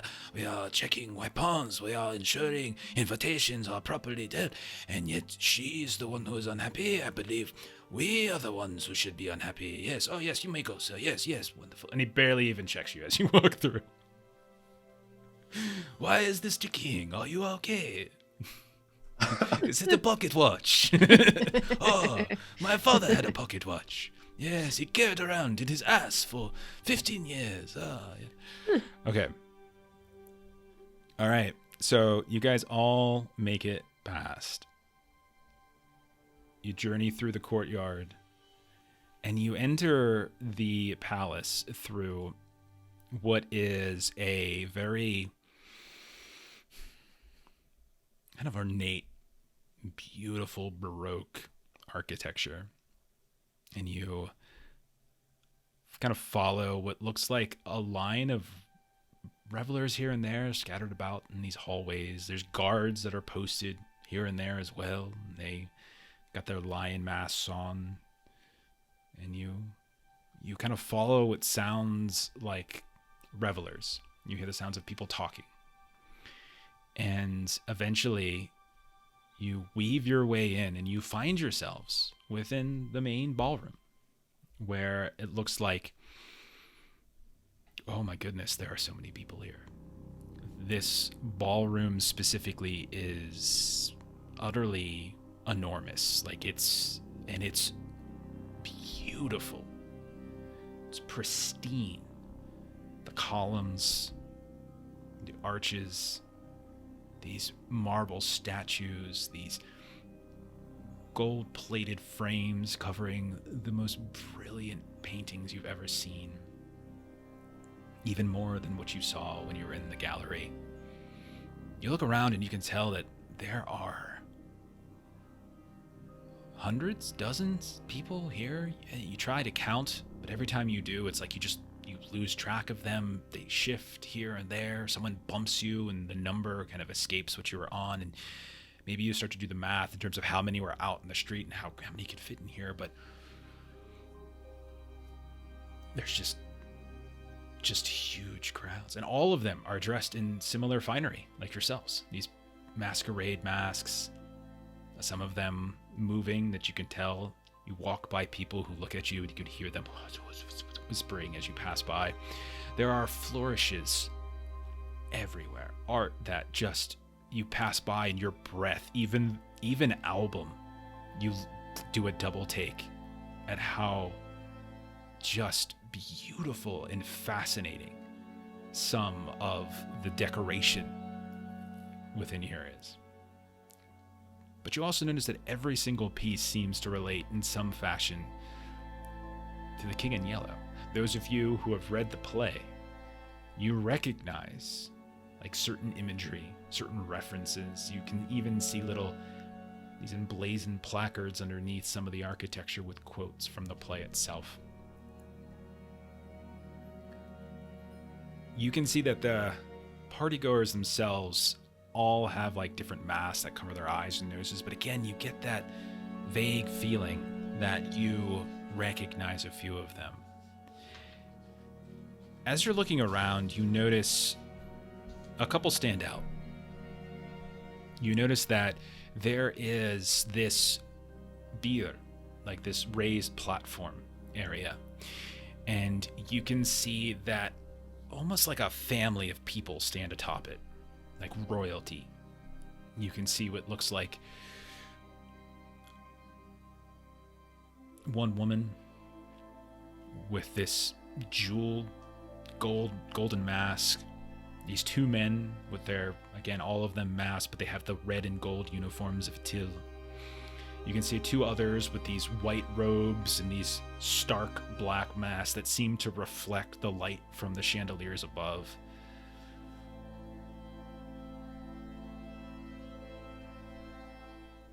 I need Fawn to make an alertness test. Oh.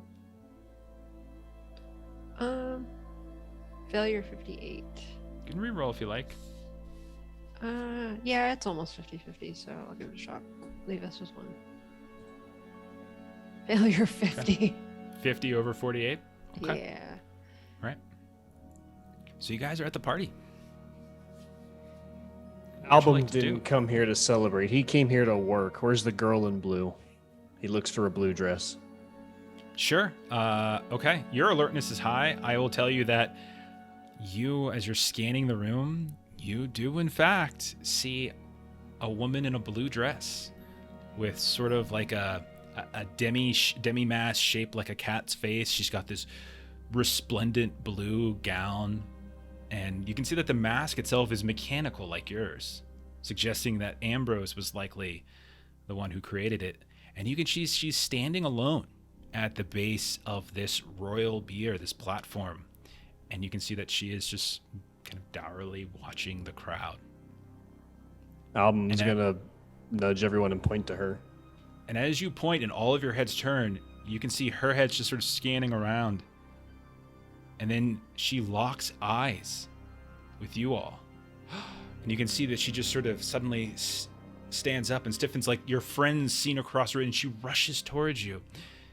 And you hear her just say, "Oh my goodness! Oh, come with me! Come with me! I cannot believe you are here!" And she just grabs Album by the arm and just starts pulling him, and grabs Fawn by the with her other arm here and there, and just starts pulling her as well.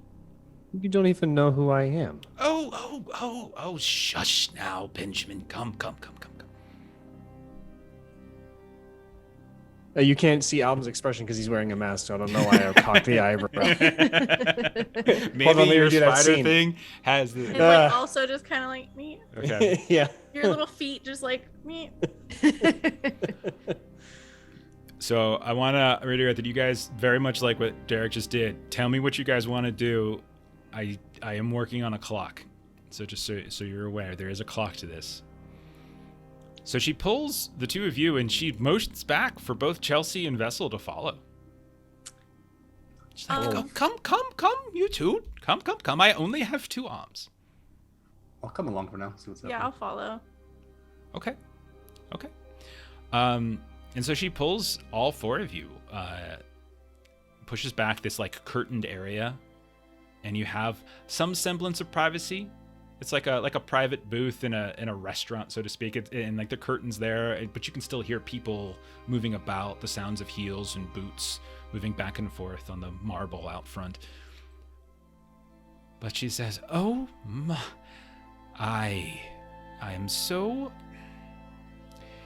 I must say, I am amazed to see you here. You oh, how wonderful. Fawn will sort of interrupt and just say that we seem to be at a disadvantage. You seem to know who we are, and we don't seem to know exactly who you are. I'm I mean, Abigail. This is Abigail. Yes, Abby is fine, of course. Yes. Abby, why the 4 of us specifically did you pull into this? Well, I know everything that you've undergone to get here. You know, it has certainly, I'm sure, been a very, very difficult journey that the 4 of you have undertaken. I am sorry for what you have endured. I am very sad. And what's to come? Well, that depends on how quickly you can leave. You must leave before the unmasking. You know this. And she's like staring directly at Chelsea. You know lingering till that point will be very bad for you. You must leave before then. And what about you? You can see that she kind of... My path is a different one.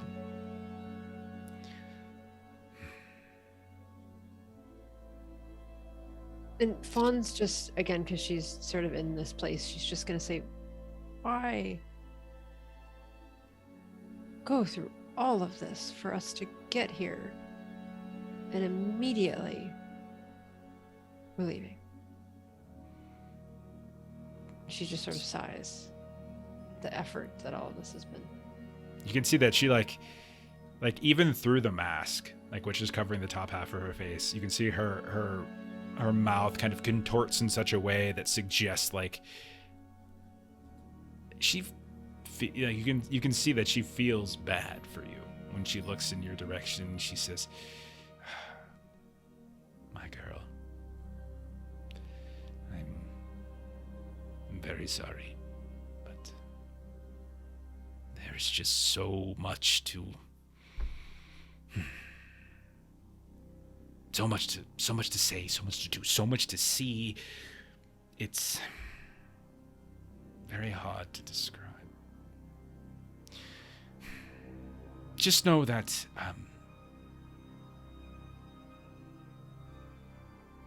everything was not for naught. My dear Lana, Vaughn, whatever you prefer. Your poor Feels that sister. way. Yes. Your sister. Your life. Oh. And she just kind of shakes her head. Now, you know, she kind of looks very, very seriously. Like she says, you know that you must leave before the king comes. If he arrives and you are still here, your safety cannot be guaranteed. So what does it mean? What does out is through? Through what? Are we looking for a physical door? Is this some kind of riddle? Yes, yeah.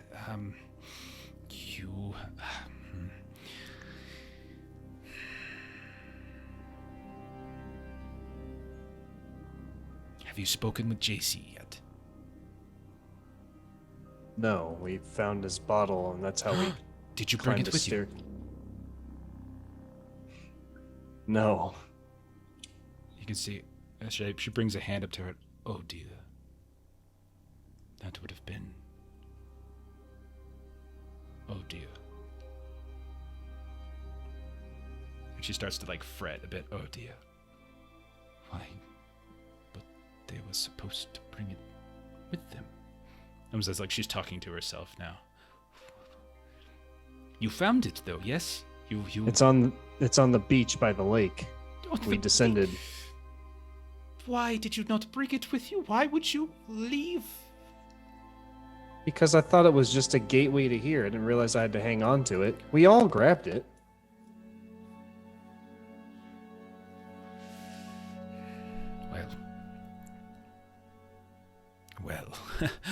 Well, oh my goodness.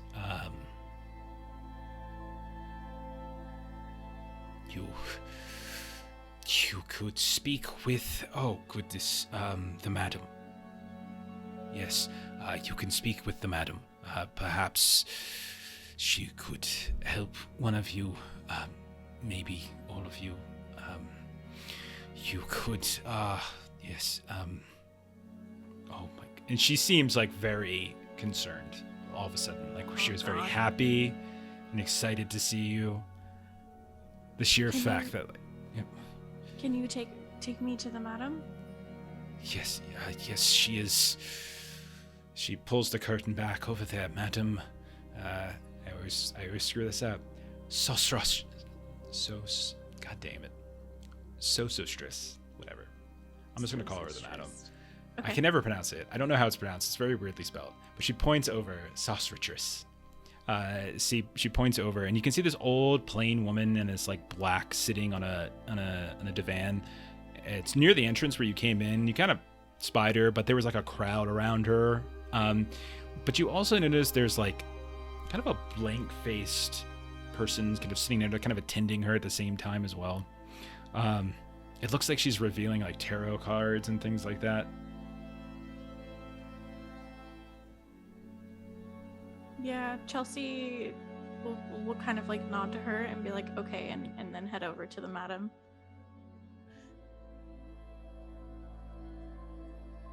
And Fawn's just gonna sort of be like plodding along, like, well, all this time, all this work, forgot the one thing, and there goes all that. And she just kind of like pats you on the head.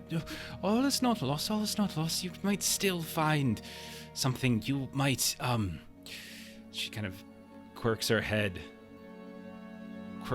over in your direction and kind of looks at you and is like, you have a very curious way about you. Yes. And she leans in and she whispers at a volume only Fawn can hear. And so Like, Vessel, you might hear this, but she says, "Your sister stands atop the bier. She might not recognize you. Be careful, royalty or not, to be trifled with." And then just kind of pats you very carefully on the shoulder.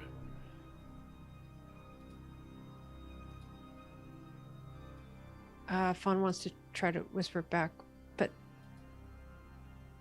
how do I get there? I'm here now.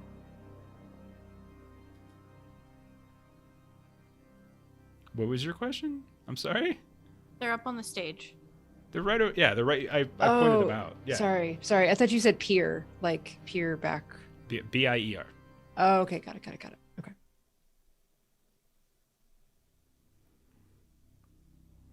Okay. So Chelsea left the room. I think the other three are still inside. Like, so what do you guys want to talk to her about or ask her about or do or what? I'm a bit curious if there's anything about bottles here, as I have a feeling mine could be here. Most are within the Whisper Labyrinth. That is where they're traditionally held. Did you look for yours? I believe so. I was there, but I didn't find it. Did you look for yours, though? I can't recall.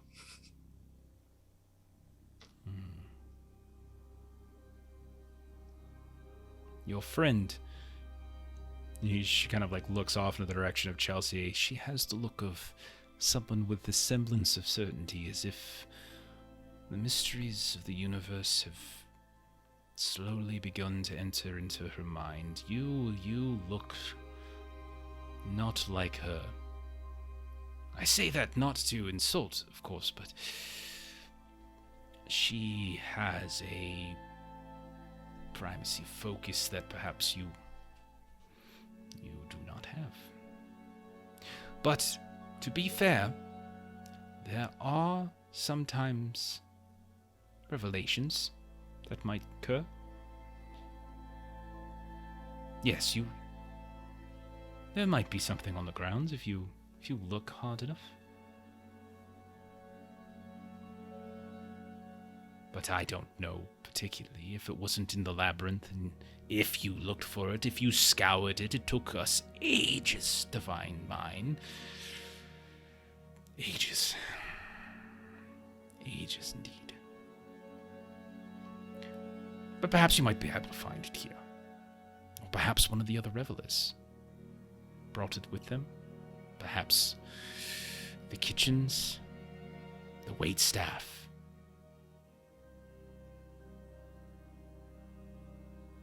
I can't be certain of that. I'm sorry. I thought it was common knowledge at this point that to find your bottle, you explore the labyrinth. But perhaps the king has a different plan for you. Keep looking. Okay. Before you leave, she kind of grabs him. Have you spoken with my father at all? Unfortunately, we eluded him. If you're able to return to the real world, she kind of does air quotes, and you can tell that she doesn't really believe what she's saying. Could you look after him, please? He's all alone now. My mother passed many years ago, and could you just tell him I love him? Please. If the opportunity arises, certainly will. Thank you so much. Thank you so much. And yes. Okay, so Vessel, do you go off and just start scouring around, looking around for bottles and other things? Yeah, Is that I'm what you're exploring doing? the palace a bit. Okay. Chelsea's going over towards the madam. Fawn and Album, what are you doing? Fawn's going to go toward the platform area. Okay. Album, what are you doing? Album will ask or mention to Abby. So we had the help of people like Bale or Wild get us things that we needed. Yes.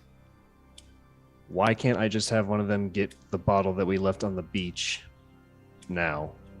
Is that possible?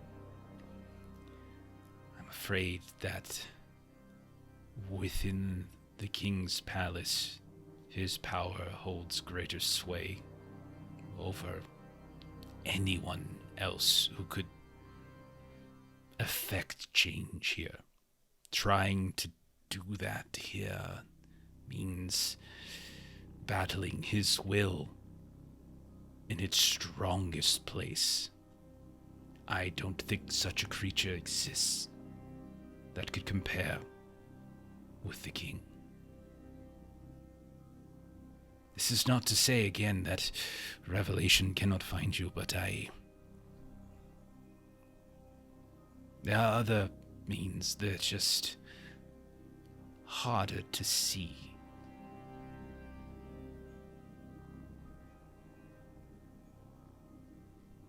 Yes, Ashley, you could have. Yeah, that's what we should have done. Is there anything else you God want to do? damn it! That's what it was. That was what my That's whole what we like needed to do. hindsight comment was about. Was like, how do you know what's important and what's not? Yeah, I I I think was like, Literally- Jeff I is literally trying to tell me go something back- with his eyes. no, I remember Go we had back, the discussion. go at the back and end. listen Yeah. to the beach scene. I described that bottle multiple times for Yeah. no reason, and no one asked a thing about it. And then I think we figured that out at the end of the episode after we were already down in Carcosa. Yes, That the and bottle then was still up there, and then we you forgot get. about it. I did. I made fun of you for leaving. Thank you, class. And then you guys multiple times. It can take you anywhere in Carcosa. It can take you anywhere in Carcosa. You guys sure you want to go? This is the save point. This is the save point. Should we rewind? Should we just like end the session? End this No, here. it's not. Delete. It's not the doubting of that. It's just not knowing what's relevant and what's not. That's just the way this game works. Like, There's been I plenty knew of it other was red relevant. herrings. Yeah. But like, Yeah. shit, dicks. I didn't make myself a really big margin note of like start and underline. Like if you It's have not the a end of the chance, world. go Don't back. worry. It's not the end of the world. It's just. Oh, it is. You know. This, No, it's not. this would have been It's really this not. would be a 2-year game if I had investigated every lead I put notes It's, on. I don't know what to do. I'll go with It's Chelsea. just your like one of the easier avenues is closed to you. That's all. Yeah. That's all. Like, I There are had other it in avenues. a normal size note. I should have made it like title size. Yes. Album doesn't know what to read into the whole like easy things that you can't see. I don't know how to read into that, so he's just gonna wander over to Chelsea. Okay. All right. Apart from he closes his eyes. I don't know. Okay. I just said they're harder to see. Okay. I don't know. I appreciate that album just goes with like, okay, can't see it, close eyes. I'm grasping at straws here. You okay? Okay, so anyway, I mean, like, it's a massive ballroom. You guys are welcome to move around and go do anything or anywhere. You just tell me what it is you want to do.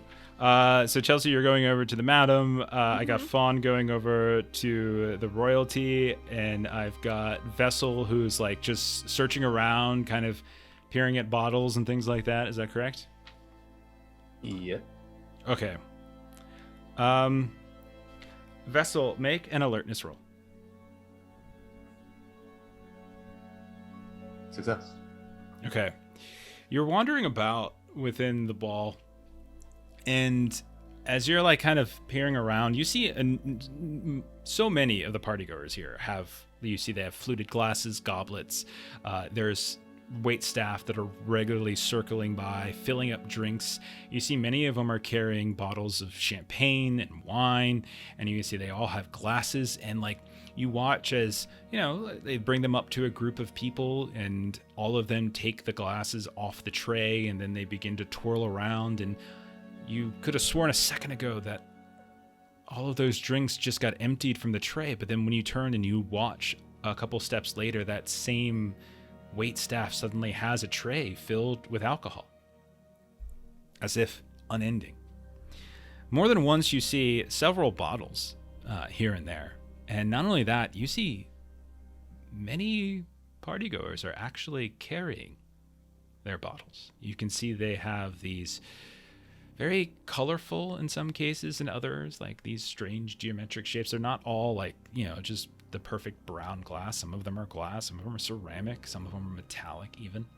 There's all sorts of different things here and there. Not everyone is carrying them, but many are. As you're passing by like one of these groups of people, a woman server walks past you, holds a tray up. You can see there's drinks here, and she just kind of leaves it there lingering. When you look at her, you swear she looks familiar. You can see that like the top part of her face is obscured by this like kind of white mask. And it looks like it's just a very plain, almost like Phantom of the Opera type mask. But you can see like the chin, like the lips, but their lips are just too colorful right now. They're like, you're not used to seeing lipstick on them. You see a small little scar just here on the chin, and it dawns on you that this is Kelly. She's got a tray, and she just holds out the drinks to you. Easy. What are you doing here? And you just hear her say, "A drink, sir." I'll just grab one. Pull one off, and you can see it's just this very beautiful fluted glass with what looks like kind of painted swirls here and there. Bubbles are kind of rupturing up from the bottom of the glass here. There's a tiny bit of fruit inside as well. You take it, and she just begins to sort of drift away into the crowd. I will follow. Okay. Over by the madam, Chelsea, roll an alertness test.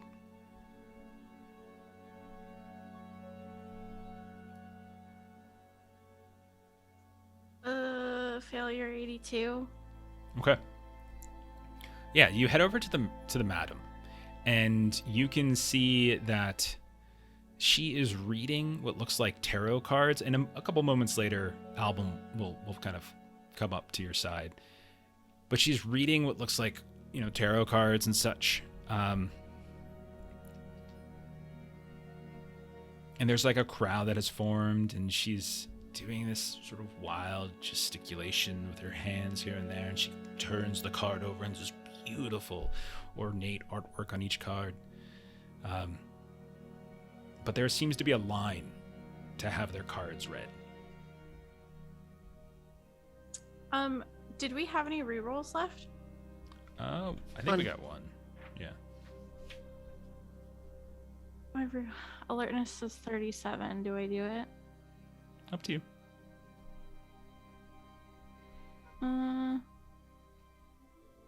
No. Could I do like an occult roll to see if I can like recognize what she's reading? They're just tarot cards. But like the meaning of whatever reading she's giving someone. Sure.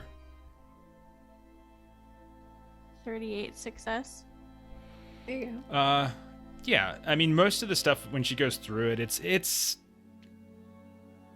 it has the tenor of what you would expect to find from somebody reading these cards, like kind of almost a vagueness. At least that's where it starts. Mm-hmm.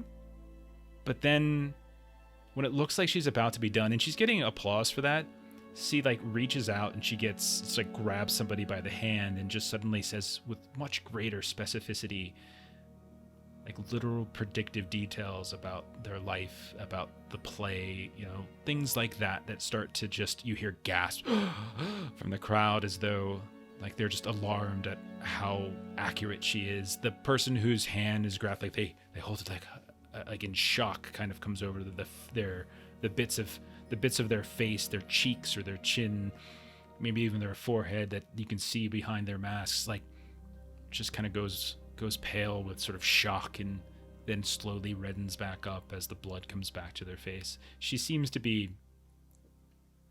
at least predicting in a way that those that are her audience are satisfied with. Got it. Okay.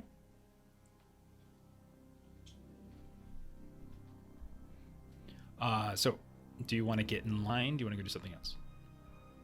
I'll get in line. Is it Okay. super, super long? It's about 10 people or so. Okay, yeah. But the minute that you step in line, you can see that she just kind of throws the hand of the person aside that she was reading and just sort of does a little, like a dismissal wave of her hand, and she kind of snaps her fingers, and that kind of blanked face, almost like a relation to her. Like you can see in the face they look kind of familiar, like related in some way. You can see that they come rushing forward and kind of pushing people out of the way, kind of just not like roughly or anything, just getting people out of the way. And she reaches out and she grabs you. Come and see the cards. Oh, thank you. And Chelsea will go move up. Okay. Album. You've watched all of this as well intently. Go ahead and roll an alertness test, Album. Success. Okay. As you're walking over towards where Chelsea has gone and sat with the madam, you notice that running about all throughout the ballroom are children. So many children.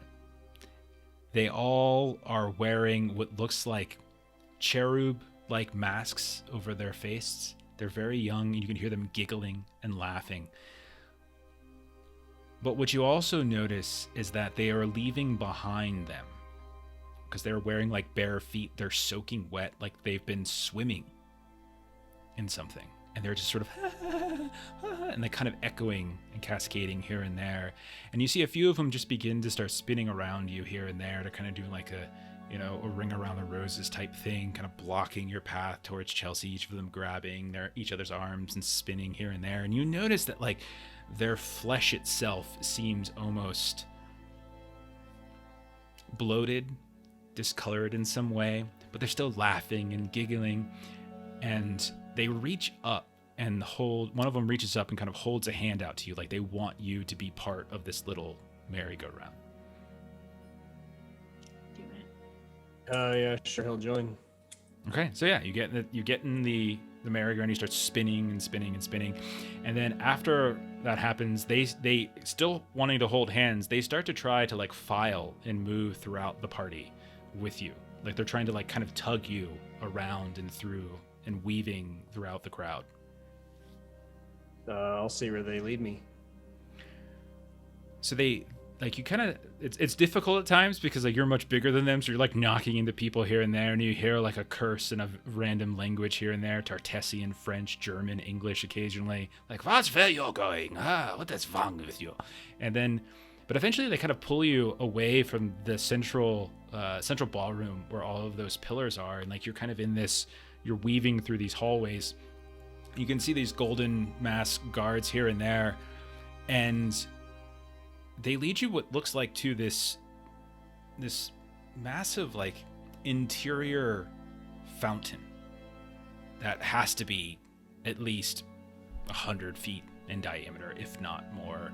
And there's this huge dome up overhead, this like it looks like golden until you see the center. It's just glass, and as you look up, it's just stars everywhere. When you look back down, you can see floating in the middle of this large fountain is a boat, like a rowboat. You can see sitting in the rowboat is a man kind of hunched over. He's got his back to you, kind of looking down into the boat itself. He's like kind of sitting on the port side looking inward. 2 fishing poles are sticking up out of the boat. Both of them have lines that are drawn into the water. Are the stars in any recognizable constellations to Album? Yeah, you actually would probably recognize what just normal constellations. I don't know a whole lot off the top of my head, but you would be able to recognize some. They're in slightly different patterns, like you're looking at them from a peculiar angle. Like they're not like their usual, like the luminance here or like the size there, but you can recognize the relative pattern with one another. Album will call out to this boatman. Excuse me. Yeah, you're about this 40 or he's probably about 40 feet out into the water, and as you call out, like, doesn't seem to be a response. Like, it's maybe like a little waddle or an adjustment here or there, but he doesn't call back. Are the kids still with me, or have they dispersed? Yeah, you look around for them and you do not see them anymore. You feel the wetness on your hands. You see the puddles on the ground where their wet feet had trampled, but no.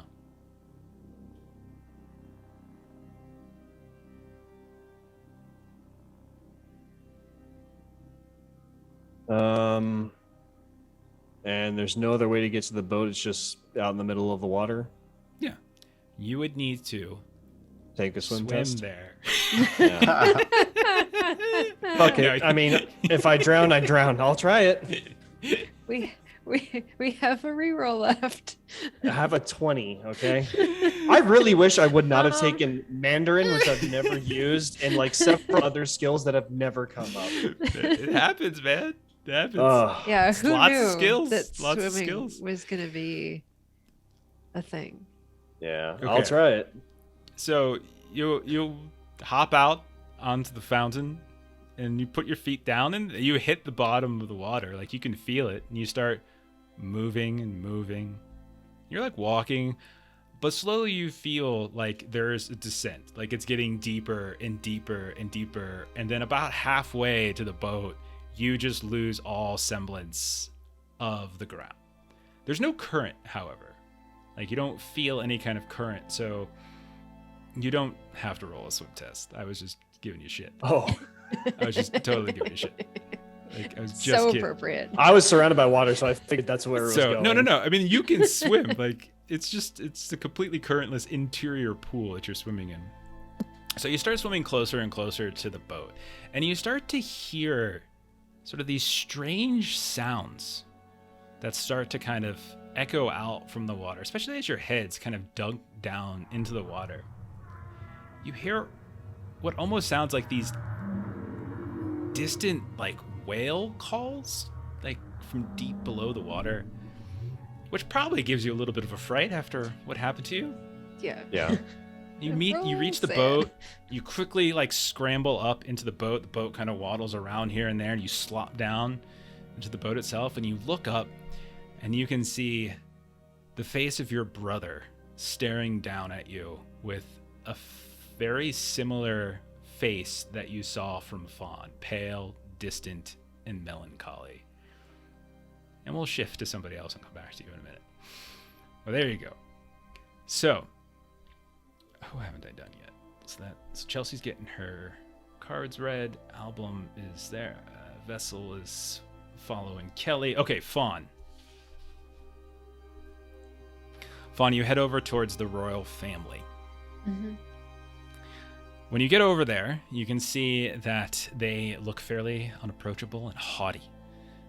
And they're surrounded by these golden lion guards. And they're like on either side of what looks like an empty golden throne. And you can see that they're kind of staring out and considering the crowd, and they're smiling fairly thinly beneath these very opulent masks. It occurs to you that there would be a perfect symmetry here, if not for the fact that one side of the throne, something seems like a person seems missing. Have you read the play? I don't think I read the play. You sure? I don't think so. Okay. I thought I had read like the other book, but I don't believe I've read the play. Okay. Fair enough. But yeah, you can tell that there looks to be two people that are in white robes and black masks. There looks to be two men in these red and gold uniforms of Itil. And there looks to be one woman in a beautiful, glowing robe, jeweled gold. And then there's the empty throne in between them all.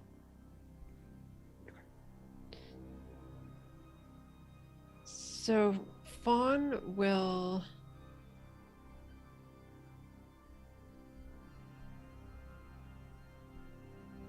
start to like loudly hum a song that like she and her sister would have like sung when they were kids. So, trying to get her attention, but in a way that isn't necessarily like obviously calling her name.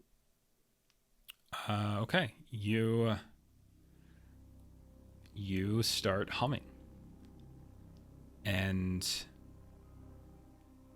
it's probably like a little nursery rhyme or so that you, maybe when you were kids, maybe when you shared a room or something, maybe something your mother hummed to you, something like that, something really, really personal, not just some random pop song. Okay.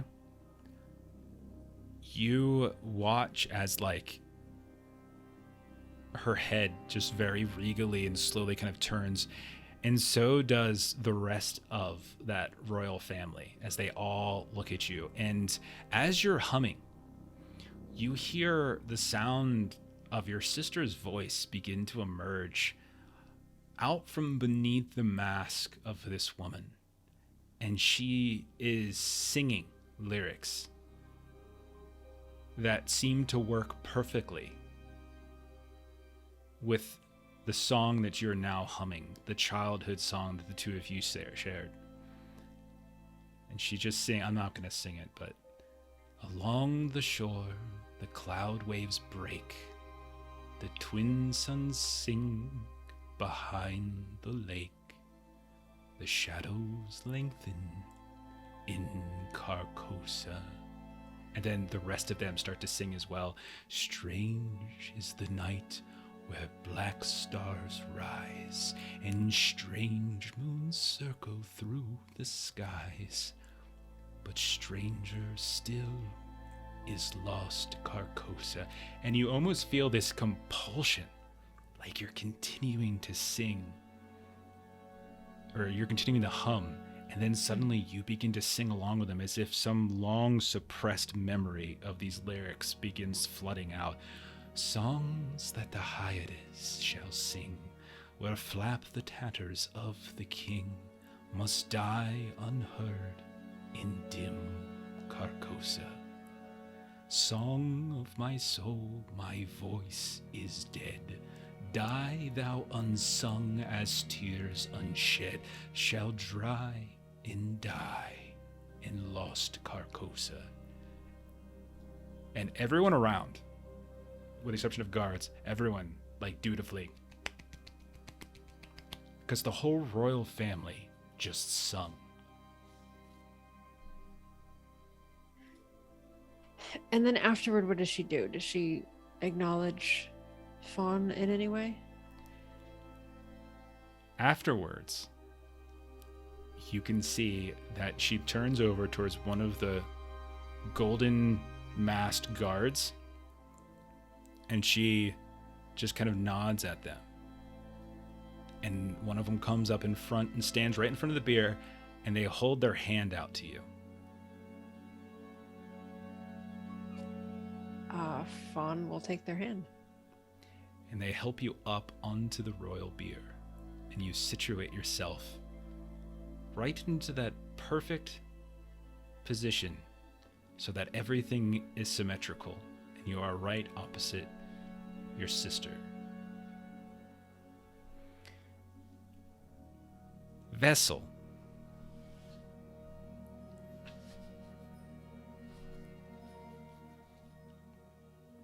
Yes. What's your... I like Fawn's suspicious for not dying. Okay. Okay.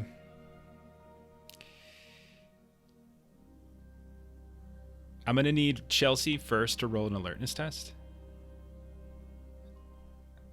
Sorry, Me? there's a lot going on, guys. Yes, please. Okay.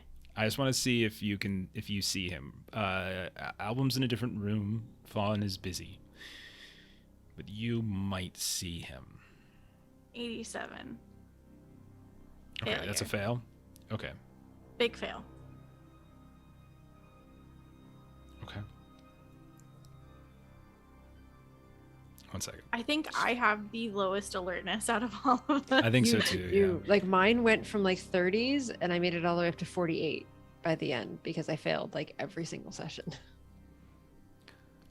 So, Vessel, you wander around. You have in your mind bottle. You're looking for a bottle. You're following Kelly, and you're like weaving. And it's hard to keep up with her. She's like shifting in between all of the different, all of the different crowds and stuff like that, kind of weaving here and there. And eventually, as you're kind of pushing through, as the crowd gets harder and harder, and you're like, get out of the way, get out of the way, get out of the way, kind of slide, excuse me, pardon me, excuse me. You bump into a very tall figure. And when you look up, you are suddenly face to face with the king in yellow. You feel a trepidation just wash over top of you. You feel Oh, no. an intense and utter frozen fear. You look, and he has something in his hands hovering right in front of you. He has what appears to be a bottle, and he's holding it right in his hands. And you look at it, and it has your name, full and true, etched into a bronze plaque right along the bottom. And beneath it, you can see scraped into the glass a single word: escape. You feel this like intense, overwhelming, and incredibly palpable sense of dread all throughout the area here, as like people are almost like bending physically away, as if there's like heat that is just sort of flushing away from him, and people are almost recoiling and melting.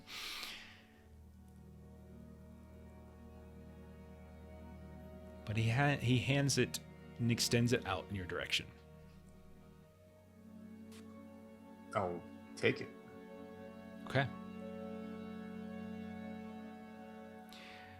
And he turns around and just sort of wafts back out into the crowd, and somehow manages to get lost within the shadows. Well, I'll try to compose myself and figure out what this whole bottle thing is.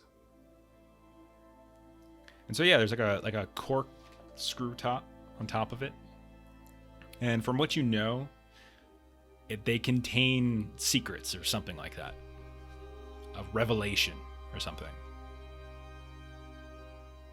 I'll give it an open. Okay. You open it up. You hold it to your ear. And you hear this voice whisper. And you realize it's your own voice. And it says, "The play exists to make itself, and in doing so, it makes the world." Roll San. Because the voice continues, babbling, almost incoherently. Fail.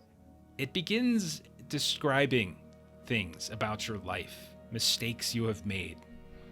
It talks about when you were a child and all of the terrible, horrible, ruthless things you've done. When you picked on a neighbor, when you told on your sister, when you pulled on her pigtails, when you framed her for this or that thing that was clearly your fault. And then it's just this litany of awfulness. Roll a D100.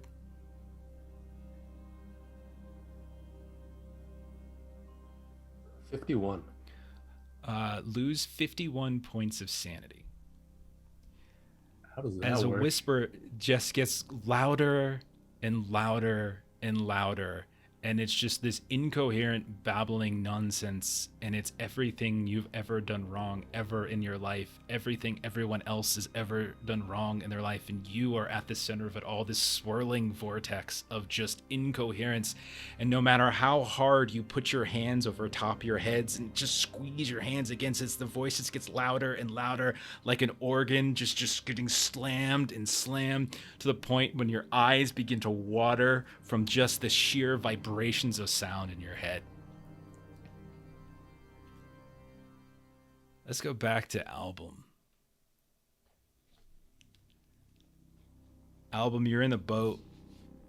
Your brother is here. You look down and you can see that at the bottom of the boat, it's filled with a couple inches, maybe 10, 12 inches worth of amber. Up to his shin. He seems to be encased in it. Wait, sorry. So he was the person on the boat? Yes. Okay. Does he have any, or is there any sign of recognition on his face that he sees me? Yeah. You stumble in and you can see he looks up and he's got that kind of lost look, very similar to Fawn. And then like a small kind of smile just begins to erupt. And he's just, lovely day for fishing, isn't it? Matthew, how do we escape? And again, you continue to hear like these sort of strange whale calls just kind of coming up. And it's almost like it's even louder in the boat.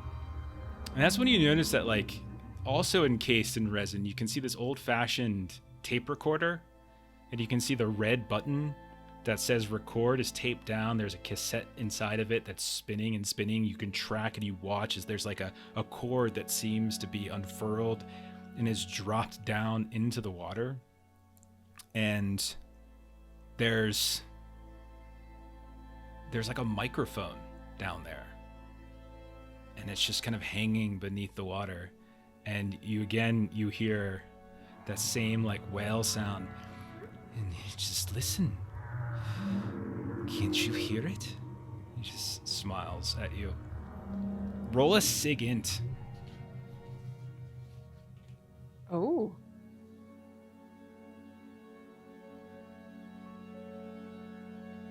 I don't think I- we've done one of these. Could I use cryptology by chance? Sigyn's grayed out for me. It's a Yeah, zero. whatever you have for like signals. Don't you have something for signals? It was, yeah, cryptology. Yeah, that's fine. I'll take that. Fail. We still have a reroll, You right? got one left. Yeah, I we think. do. I'll use it. Can't take it with me. Come on, please. Hey, Yay. success.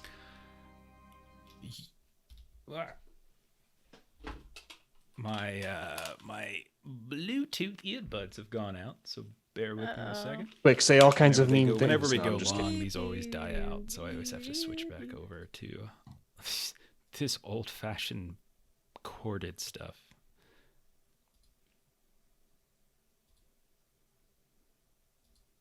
Can't hear us yet. Phil. I can hear you. Oh, there we go. I just can't hear the music of the that's playing right now. It sounds mysterious. Okay, I can hear That's- it. I'm still on edge with the music. Okay. Sorry. It's not stop. Sorry. Okay, so yeah, you recognize this as you start to listen to the beats, the symbols, the signals itself. You start to piece it together. This is the same signal that you had heard when you were much younger days back in NASA. Like, it's that same thing as you start to hear it, whatever it might be, whatever sort of pattern that you heard. Like, it's that same kind of frequency. The pitch might be slightly off, might be slightly different, and maybe you're not used to hearing it in this kind of sort of naturalistic sound, but it is nonetheless that same kind of frequency. You can see also, like, there's all sorts of these, bubbles and stuff that it's in the resin below, but otherwise, like, there doesn't seem to be anything else. And so, like, as you're just kind of looking, he just says, why, just why don't you stay and fish a while? No, that's a patently bad idea. We have to escape. Everything that's brought me here has also told me to get through. And I'll point up to the glass dome and say, is there a way that I recognize those constellations? That's dome. Can we just go through that, or do we have to swim down? What is through, Matthew? You've got to know something. I don't know why you would want to leave to begin with. It's just a lovely day, isn't it? There we go. I think I got the music working again. Sorry. Is there any way that Album could try and fashion to see if he can reach through the glass dome above the fountain? That's well up there. Like, that's like Okay. a massive dome up top. But he says, I don't know why you'd want to leave. It's just such a lovely, lovely day. They're biting. The fish are biting. I've caught so many already. But you look around at the boat, and there's no signs of him having caught anything whatsoever.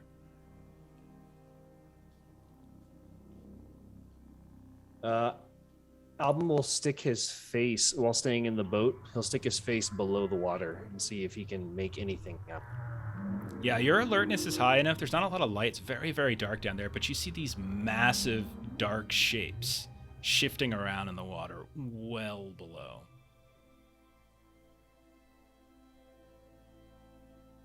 Except this water is not turning into mist. No, it doesn't seem to.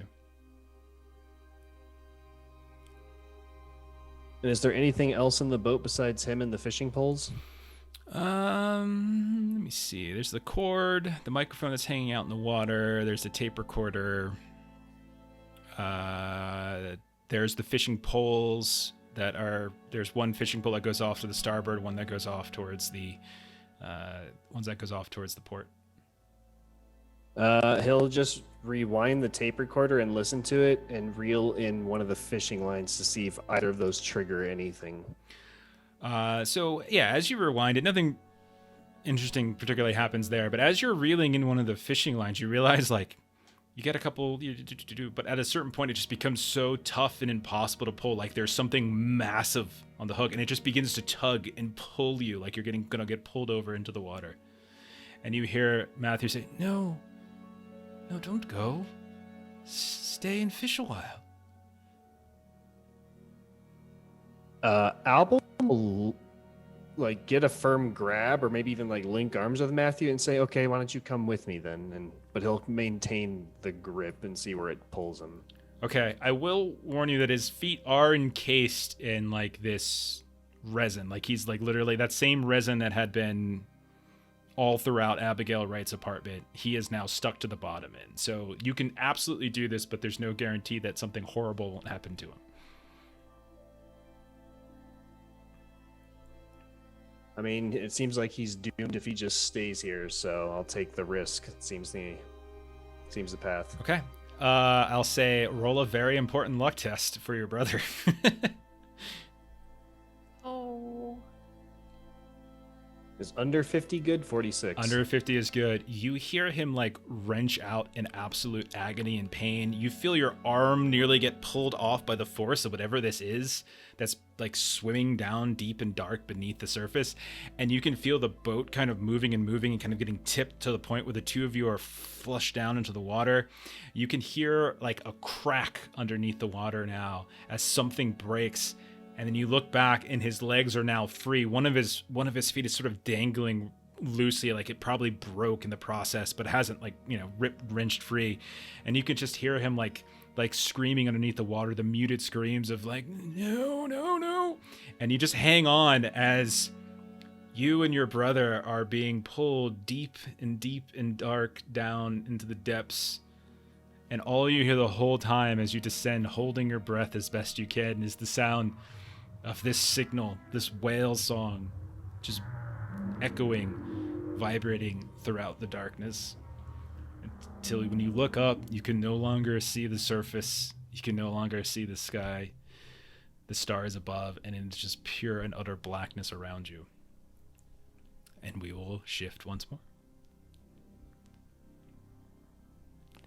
So, Chelsea, Yes. cards are being splayed out in front of you. And you can see that as the madam who has shuffled you towards the front of this is sort of messing around with her cards, she first kind of shuffles them, and this you can tell is a quite adept manner. But eventually as she's kind of luring you into a sort of a sense of security, she's just sort of weaving them, fanning them, folding them, weaving them, fanning them, and then suddenly she just throws them all directly in your face, like out of nowhere, just whoosh, after this weird display. And you kind of like leap back to the point where you are kind of like wiping as they're kind of cutting and kind of getting in your eyes here and there, getting caught up in your mask. And when you regain your composure, you see that you are alone in the room. All others are gone. Everybody is gone. Okay. You can see that there is a trail of tarot cards that's remaining on the floor. Many, many, many more than there should be in a tarot deck. You start to look at them and they form like a small trail. Chelsea will follow them. Okay. You follow them across this empty room, this ballroom. All the revelers suddenly not there. You see no sign of Fawn or Vessel or anybody. You haven't seen Album in God knows how long, probably the whole hour. And eventually the trail leads you to these darkened halls of the palace. And eventually to this very small, very uneven door that seems embedded in a wall. It's the size of, oh God, who knows? Like a doggy door almost. Do I recognize the door? Uh, Is it the door in that one house where the scribe was? no, Okay. no, not quite. But it has that sort of familiarity to it. Okay.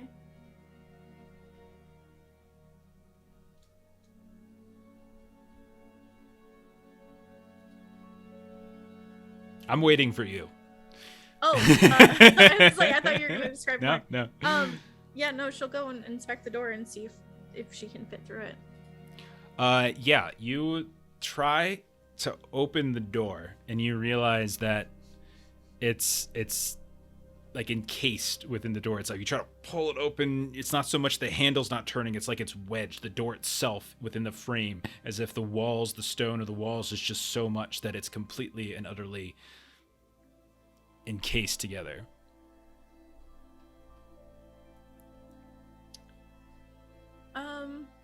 What do you want to do? It doesn't just easily open. Well, I want to, like, is there, like, what tarot card is, like, right in front of the door? There's a whole mess load. There's just like, Okay, literally it's you've been just seeing it's hundreds and spilled. hundreds of them. It's just a spill of them, yeah. Can I try and just, like, knock on the door? Yeah, you knock on the door. It doesn't do anything. No.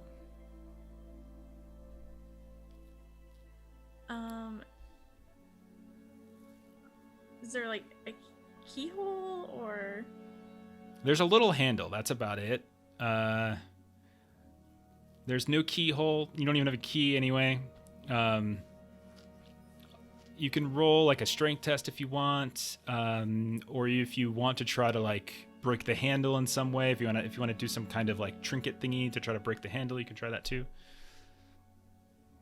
I'll try a strength test first. Yeah, go for it. Strength times 5. Failure. You go to try to, and the handle just like wrenches free and just goes sailing across, and you hear a clack, clack, clack, clack, clack, clack as the metal hits the marble across the hallway. Can I just start like punching the door or like kicking it or something, like unarmed combat? Yeah, sure. I would say, Like kicking it. yeah, I would say she's braced take up against. yeah, take like a take a D4 of willpower from like the strain that took, by the way, for Okay. that, for the critical fail, and then roll your unarmed.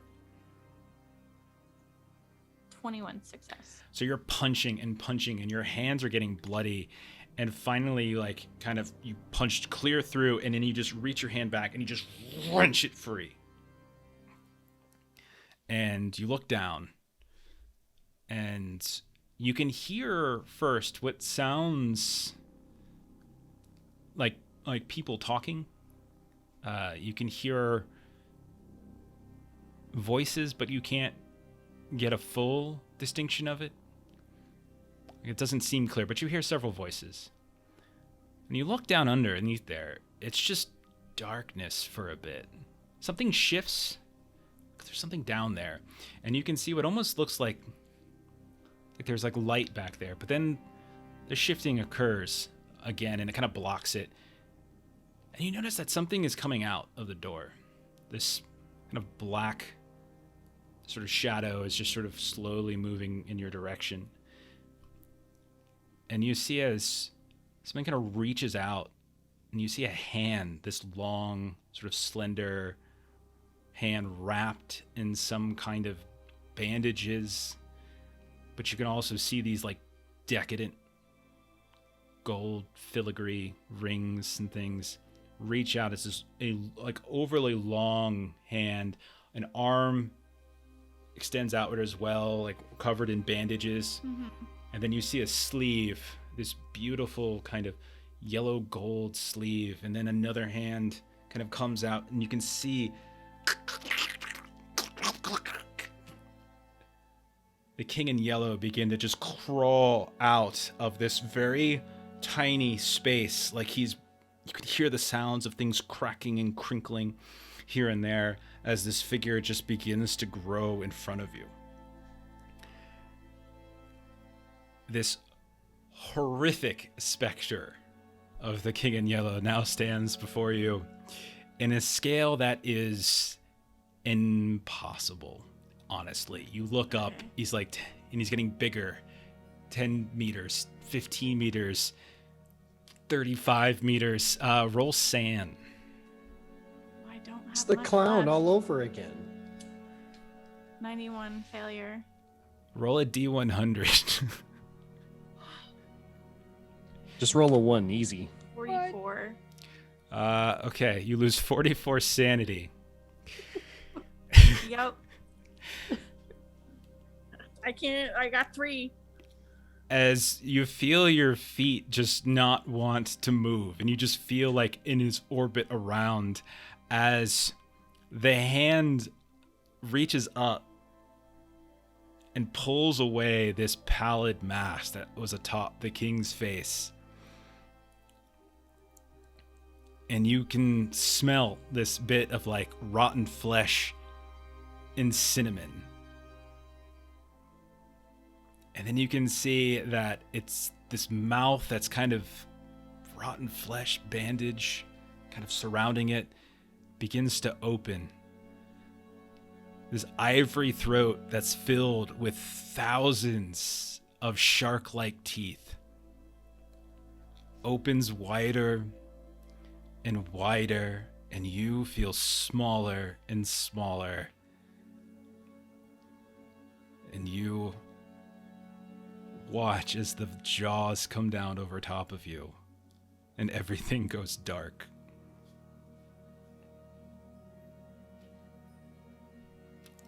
Back. Chelsea. Fortunately, you were off on your own. Back in the ballroom, we have Vessel and we have Fawn. Vessel, you're in the middle of the room. Your hands are on your ears as the whispering has grown so intense that your head feels like there's so much pressure in it that it's going to explode. Utterly explode. Fawn, your feet feel like they're stuck. As you try to like move and shift, you look out and you can see Vessel kind of flailing around, thrashing around. You see no sign of Chelsea. You see no sign of Album whatsoever. They are not here at all.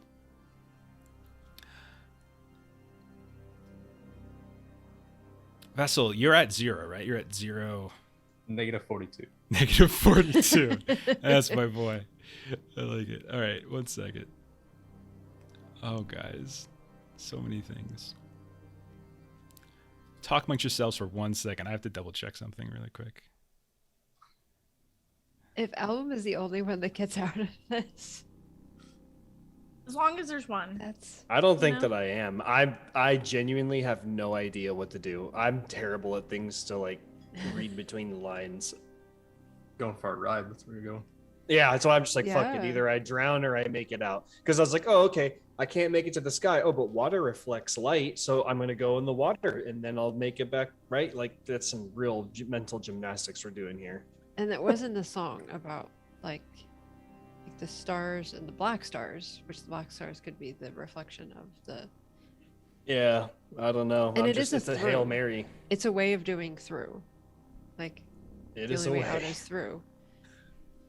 I am now stuck on the stage, which is not through. It is. I'm just here. so mad at myself that I thought the bottle was just like a pull the lever, open the stairs, and you It's don't. okay. anymore. It's not. It's not like It's not it's the not end like of the an world. RPG. It's really Oh, not okay. the end of the world. Like it, But the only thing. there would Yeah. there was like basically it just denied you. Like there were a couple. We'll reveal it We'll later. save that for I'll the just reveal. say Yeah. like it's okay. It's okay. There's plenty of other things that have gone wrong. So anyway, Like seeing and getting eaten by the king in yellow. Fawn, you feel like you just feel stuck in place as you watch Vessel kind of just completely thrash around. And then you hear Fawn and Vessel, you hear cutting through the sounds of your ever-growing whispers. The sound of a gong go off.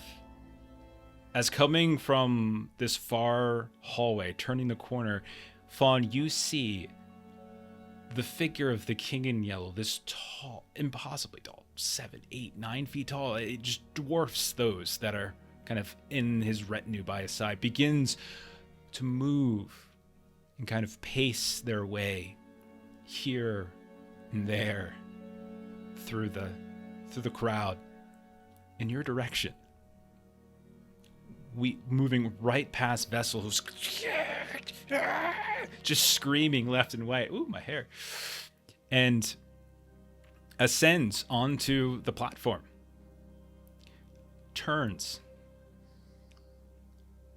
They're right now in front of you. They're back to the throne.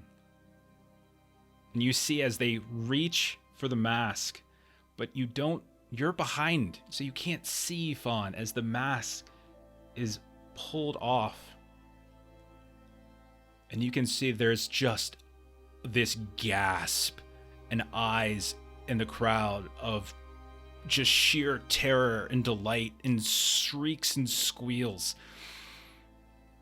And it's then, Fawn, as your eye kind of turns to the center of the room where Vessel is, that a massive explosion erupts exactly from where he is.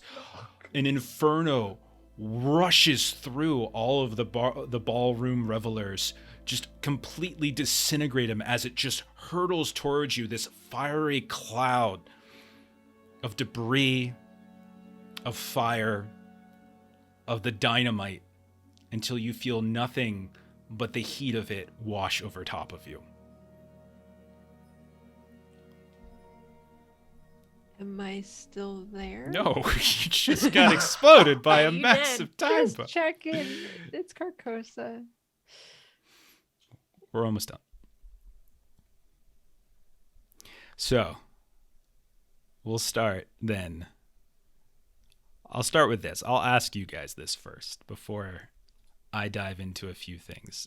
I'm going to save album for last for, I think, obvious reasons at this point. But how about I ask you guys a few things? Okay. Chelsea, we'll start with you. Okay. There's no coming back from this one, kid. I'm sorry to tell I'm you. aware. Imagine the next couple of years, couple months, however long. Chelsea never makes it out. And you have friends in your life, family, estranged or otherwise, close friends, distant friends, old friends. Maybe they were hired, maybe they weren't. Who knows how true that casting call was. What can you tell me about how your sister or some of your friends or the absence of Chelsea, how has that felt moving forward as she is not ever seen again? It's unfortunately not really noticed by very many people except for her sister. And her sister, it's almost become, it's just like this wall that she hits. Like, she knew that her sister went on this mission and was never right afterwards. And that starts her into searching. And she herself potentially finds some of Chelsea's books that were left in her house, because she's the only person who had the code to her safe. Mm-hmm. And spends time, perhaps years, going through all of her notes that she had about the 1995 case. Okay.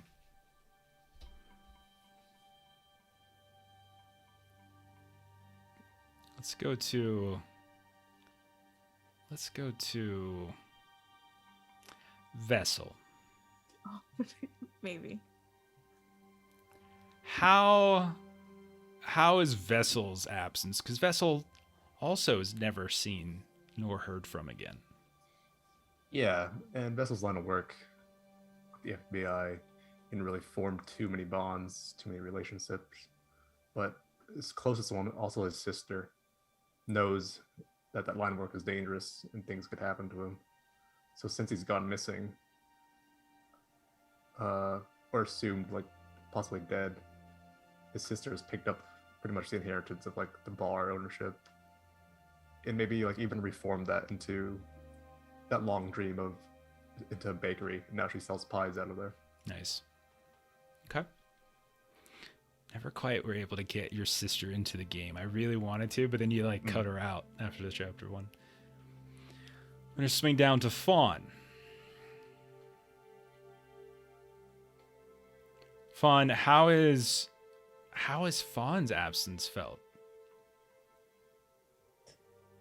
I would say that, Reggie sort of been kind of gatekeeping Fawn away from the nieces for, kind of some time. So probably I would say that her father is probably the one that sort of notes her absence the most. And, we'll try to find some information about her because it doesn't necessarily make sense. Like the work that she does, like, yeah, she travels and yeah, she's weird sometimes, but it doesn't really make sense. There's not really a danger within kind of working for the National Park Service. So I think he would kind of try to get some answers, from her work for a period of time. But he was also kind of getting up there in years. So I might say that, with his passing is sort of the end of sort of anyone really trying to ask too many questions about kind of what happened to her. Album, you don't have to answer this question. As you suddenly, after surrounded by like the utter deep and disgusting darkness that was that interior pool, the echoes of like the whale song kind of cascading around you, you suddenly wake up. You've got this strange like reverie in your head, something about a masquerade. And you hear a banging that's kind of just, and like the door flies open before you can even kind of get the sleep out of your eyes. And you can see the visage of Mr. Ed from the Dorchester house grabs you by your ankle and begins dragging you out into the hallway. You can see there are other orderlies who each take an arm and strap you down into a gurney. Another one comes up and just shoves a ball gag right into your mouth to silence you as you're just... They wheel you down a hall. You see like familiar faces sort of shuffle into view at the corner of your eye. And they leave you in this room, and moments later you see Dr. Friend. No, fuck this guy. Your turn to get your fucking Patsy sucked out your eye. Oh my god, the worst. Oh my god, this is amazing. Bad ending unlocked. Dr. Friend enters the room. God And damn this man. he steps very close to you. You can see he's smiling. He's carrying these two huge hypodermic needles and an ice pick and a mallet. One of the hypodermic needles is empty. The other is filled with a black fluid. First, you see as he takes the empty one, jams it into your eye, and begins to extract the red patsu from your eye. Sets that off to the side. Then he takes the ice pick, and you can see as he runs it up your nose at a very steep angle until it begins to agonizingly touch the far end of your sinus cavity. And I can't talk. I can't talk. This is the worst. He then You are evil. You have lawful evil alignment. This is one of the nicer ones, though. That's the funny thing. No. And he starts he just starts to bat with the mallet, and like pain just erupts. Absolutely erupts as it just sort of pierces into your bone. Oh my god, album couldn't even get the last word. Truly well written. Holy shit. Not done yet, actually. He then Oh no. He then withdraws the ice pick. He inserts the other syringe into the same place and then injects the black fluid into the new hole that is now inside your skull. Your mind is just flooded with these horrific, otherworldly images that give you a seizure. You start to shake and shift, convulse. And you just eventually the convulsions subside. Takes some time. The ball gag is removed, and Dr. Friend draws up a chair, gets a notepad out, hits the button on his pen, and he says, yes, please go on. And you hear yourself begin to speak lines from the King in Yellow, dictating them to the doctor as he busily scribbles them into his book. Oh, he gave me truth serum. Almost done. Well, then, going to cut once more. And this time, we are once more in the ballroom within the palace of Carcosa. We see the royal family. We see Casilda, Ariana, standing there as Casilda. We see Fawn, next to her as Camilla once more manifests the explosion having not taken. We're looking kind of through Fawn's eyes, but they're the eyes now of Camilla, or maybe they always were. They probably always were. The royal family of Atil, who flanks the throne of the King in Yellow. And you know all the people around you. Like you know their names, like instinctively now. Not that you talk to one another. You're not really that kind of family, but you recognize them. You know your brothers, Thale and Aldonis, advisors, Uot, I'm not sure if that's the correct pronunciation, now Talba, in the white robes and the black mass. And you watch as the revelers are just going about their business here and there. And this goes on and on forever and ever and ever. You and your sister and your brothers, your whole family atop the throne together. Each night watching the king wander out, except something different. Is it different? It might be different. You might have seen this before. You're not sure.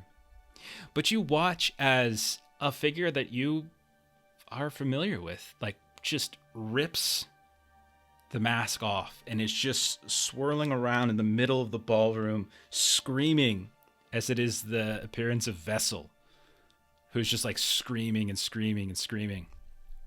And you watch as like the king once more moves in with like their standard procession. Everyone's kind of moving, getting out of the way. And you watch as like the figure moves right up. I feel bad because Long's going to miss this because he's got company in this room right now. But you watch as the king stands right in front of what is Vessel, of what you know to be Vessel, removes his mask. And you watch as he places this mask directly onto the now bare face of Vessel. And with a flourish, like this robe and this cloak suddenly encapsulate both of them. And there's this strange flourish. There's clapping and applause. Shadows kind of whirl around. And then finally, the flourish dies. Everyone stands down. And you can see once more where there once was two figures, there's now just the one.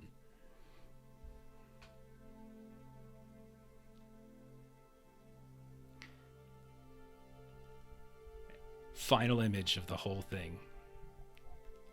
It's 5 years in the future. We cut from Fawn, and we see her niece, Sydney. We see her wandering through what looks like a toy store. She's got her daughter, her little beautiful daughter, 3-year-old maybe, very young still, kind of wandering throughout, going up and down the aisles of this toy store, trying to figure out what she wants for her birthday. They're kind of going through these different toys. And imagine the camera just sort of settles ever so momentarily on this low row of dolls, these toys. You can see that they're like out of their boxes. They're set here and there. And she picks one up and kind of looks at it.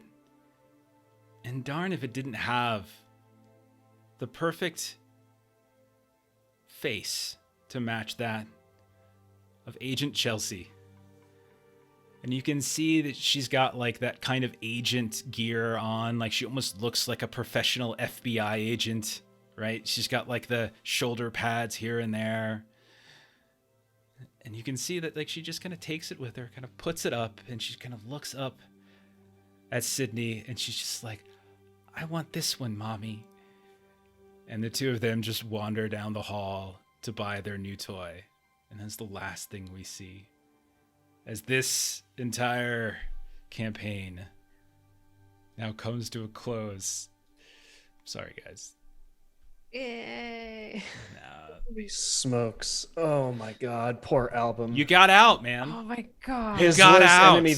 At what cost? I His know. worst enemy. gosh. I know. He thought he man. had the last word. He thought he was like, I'm so much. Oh man, that's hilarious. Oh Dr. man. Fred. Oh my gosh. The worst. Oh, I thought Delta worst. Green was just gonna come up and be like, "Kablam, we assassinate you" or something. No. Was it my That crit was fail that fucked me over? There were. It was a series of problems that kind A of. series of There unfortunate was a events. series some of might say. unfortunate events.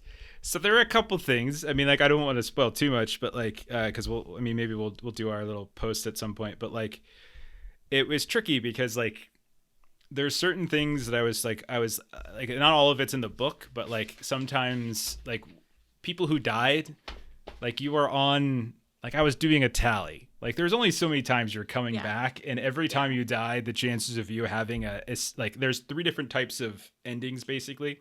There's Yeah. escape, consumption, and revelation. Okay. And so like escape is the best. But then there's also consumption and revelation. And like anybody who died too frequently wasn't going to get to escape. Gotcha. That's you. Yeah, excuse me. So yeah, so definitely there was ways to do it. So album was the trickiest one of all. He was really, really tricky. So because he died towards the end, I was like, all right, that means revelation for him then. And there's other things that were factoring in as well. So that's basically that was like one of the revelation ones. And then so that was like the best case scenario for someone who could die. It was a little trickier for Fawn. Fawn was a little bit harder, but like she was so like I don't know, it just made so much sense. Like Casilda, Camilla, they're sisters. You're constantly looking for a sister, and just like it's at one point in the past, it just sort of clicked to me. I'm just like, I said this like books ago. I'm like, I think I wrote in a note somewhere. I'm just like, is Ariana one of the sisters? What? I'm fucking brilliant, and I don't know how brilliant I am, but like you know what I mean. I wrote that down. I was like, oh my god, it's amazing. Da, da, da, da. But there were other ways. I had like other things, and you know, if things would have gone differently in that, you know, in the last and like at the ballroom, if you could have gone this way or that way, there's things that could have gone differently. If like- we had the bottle. And even without that, like Fawn, I think was the one that was the only one who had the chance of like having like a happy ending, and it wouldn't even have been that happy. Like I mean, I thought album was like a 50-50. Like he found his brother and he got his brother out, but in the process, like he's now like the good thing is that you got your brother out, but at the same time, Yeah. you know, I wonder what happens to him.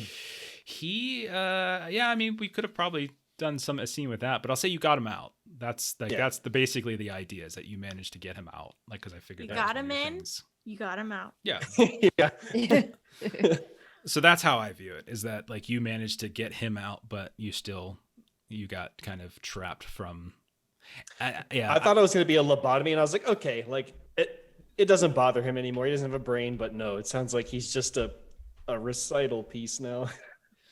Yeah, I feel bad Frank for everybody. Yeah, wanted the play. and it is. friend It got is the much play. too late for a reroll now. I'm sorry.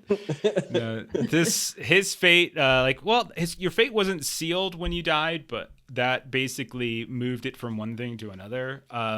It wasn't always going to be that one, but because like you were like album felt like he was really singularly trying to get out. Like I had to figure out an ending where like you got out, but it was not necessarily a good thing, you know? In the way that you expected. Right. So like I felt like it was good to reward that, but also at the same time, like you are like the hooks of, you know, by dying within like the way I was viewing it is like dying while still within the orbit of the king's power. It was just like basically you're forever kind of hooked at that point in one reason or the other.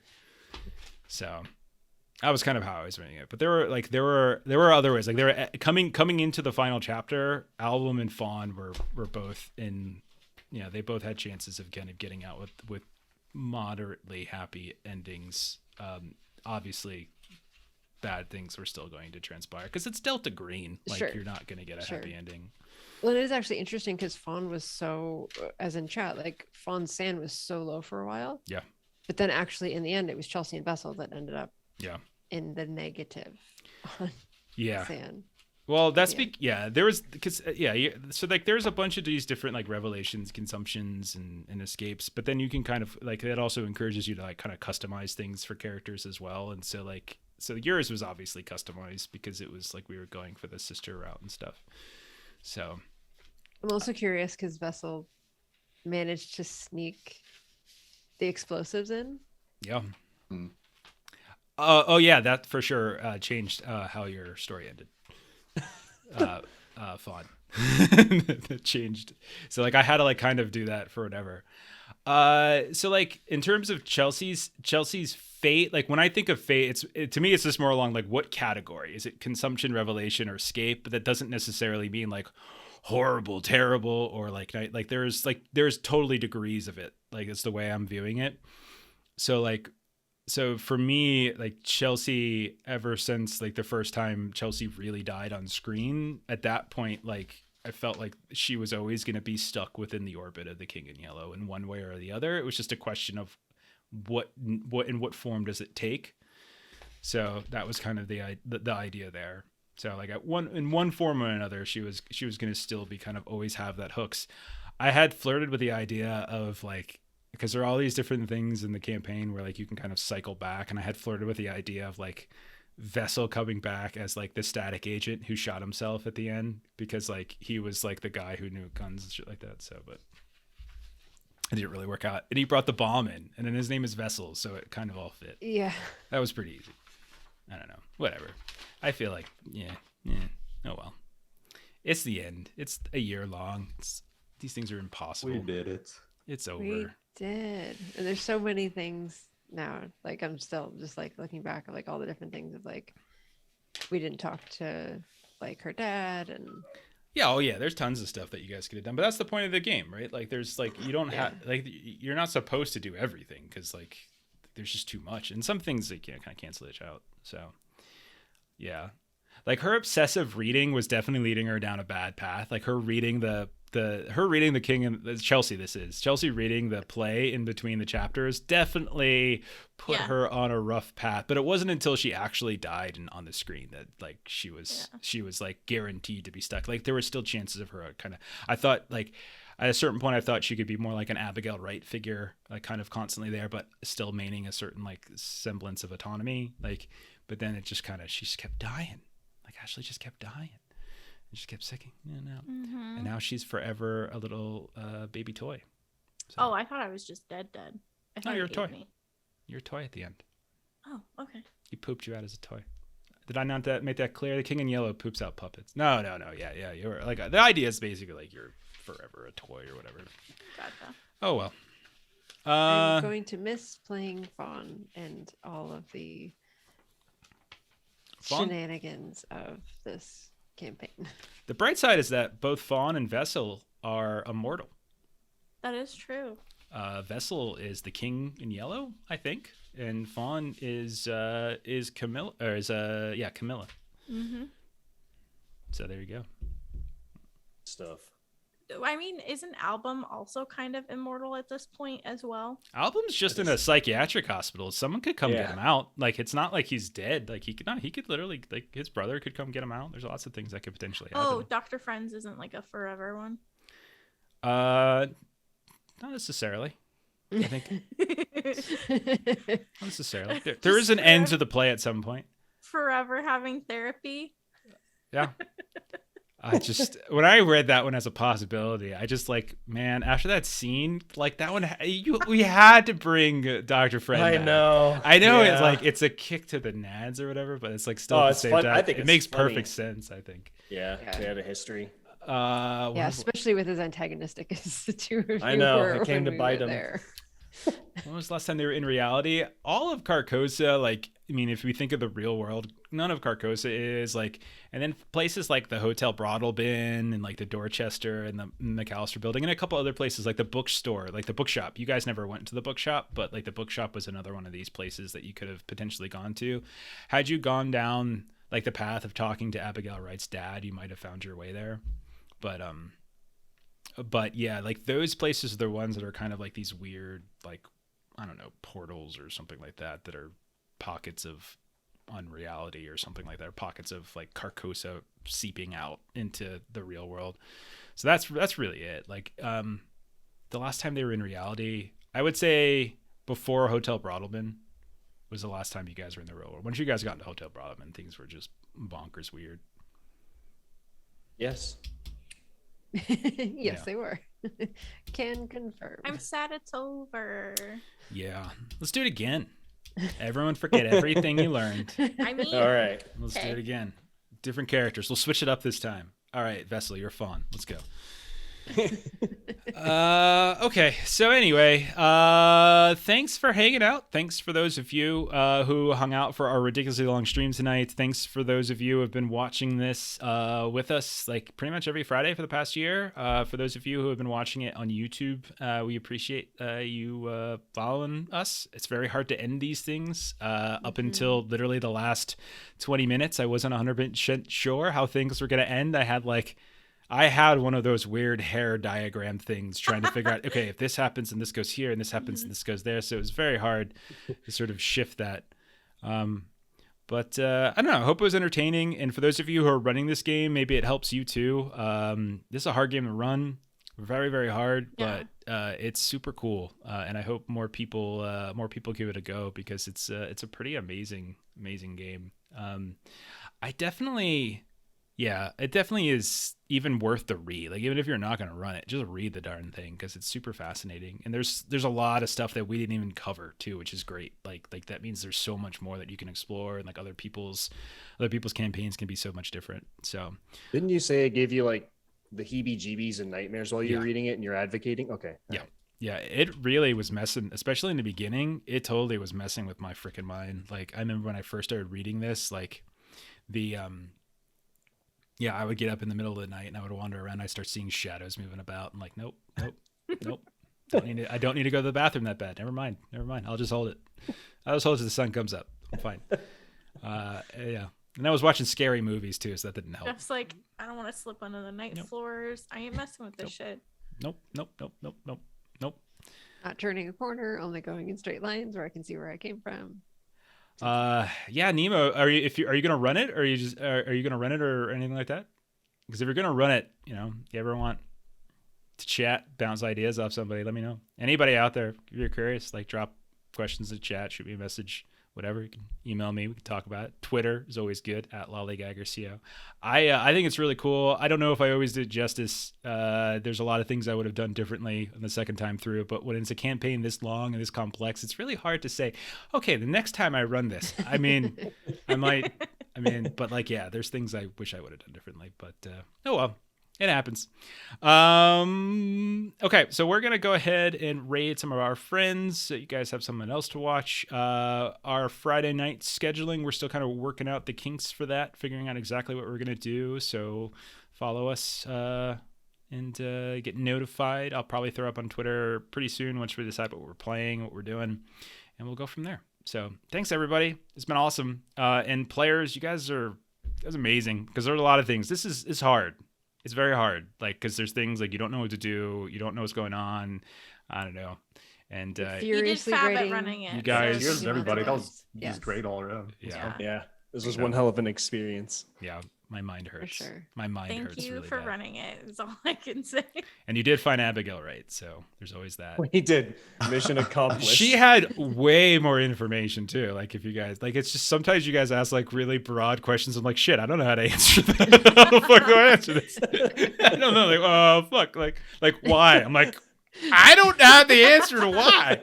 Ask me like a who question. I can help you there, or a what or a when. But like, yeah, there are times I'm just like, shit. I feel so bad because I was just like, yeah. Anyway, that's it. We're out of here. Hang tight. We're gonna go ahead and raid our friends the defenders as they're playing some Shadowrun. So we'll catch you later. Come back on Monday for some Ultraviolet Grasslands. So good night, everybody. Everybody, thank you, Bye. everybody. See ya.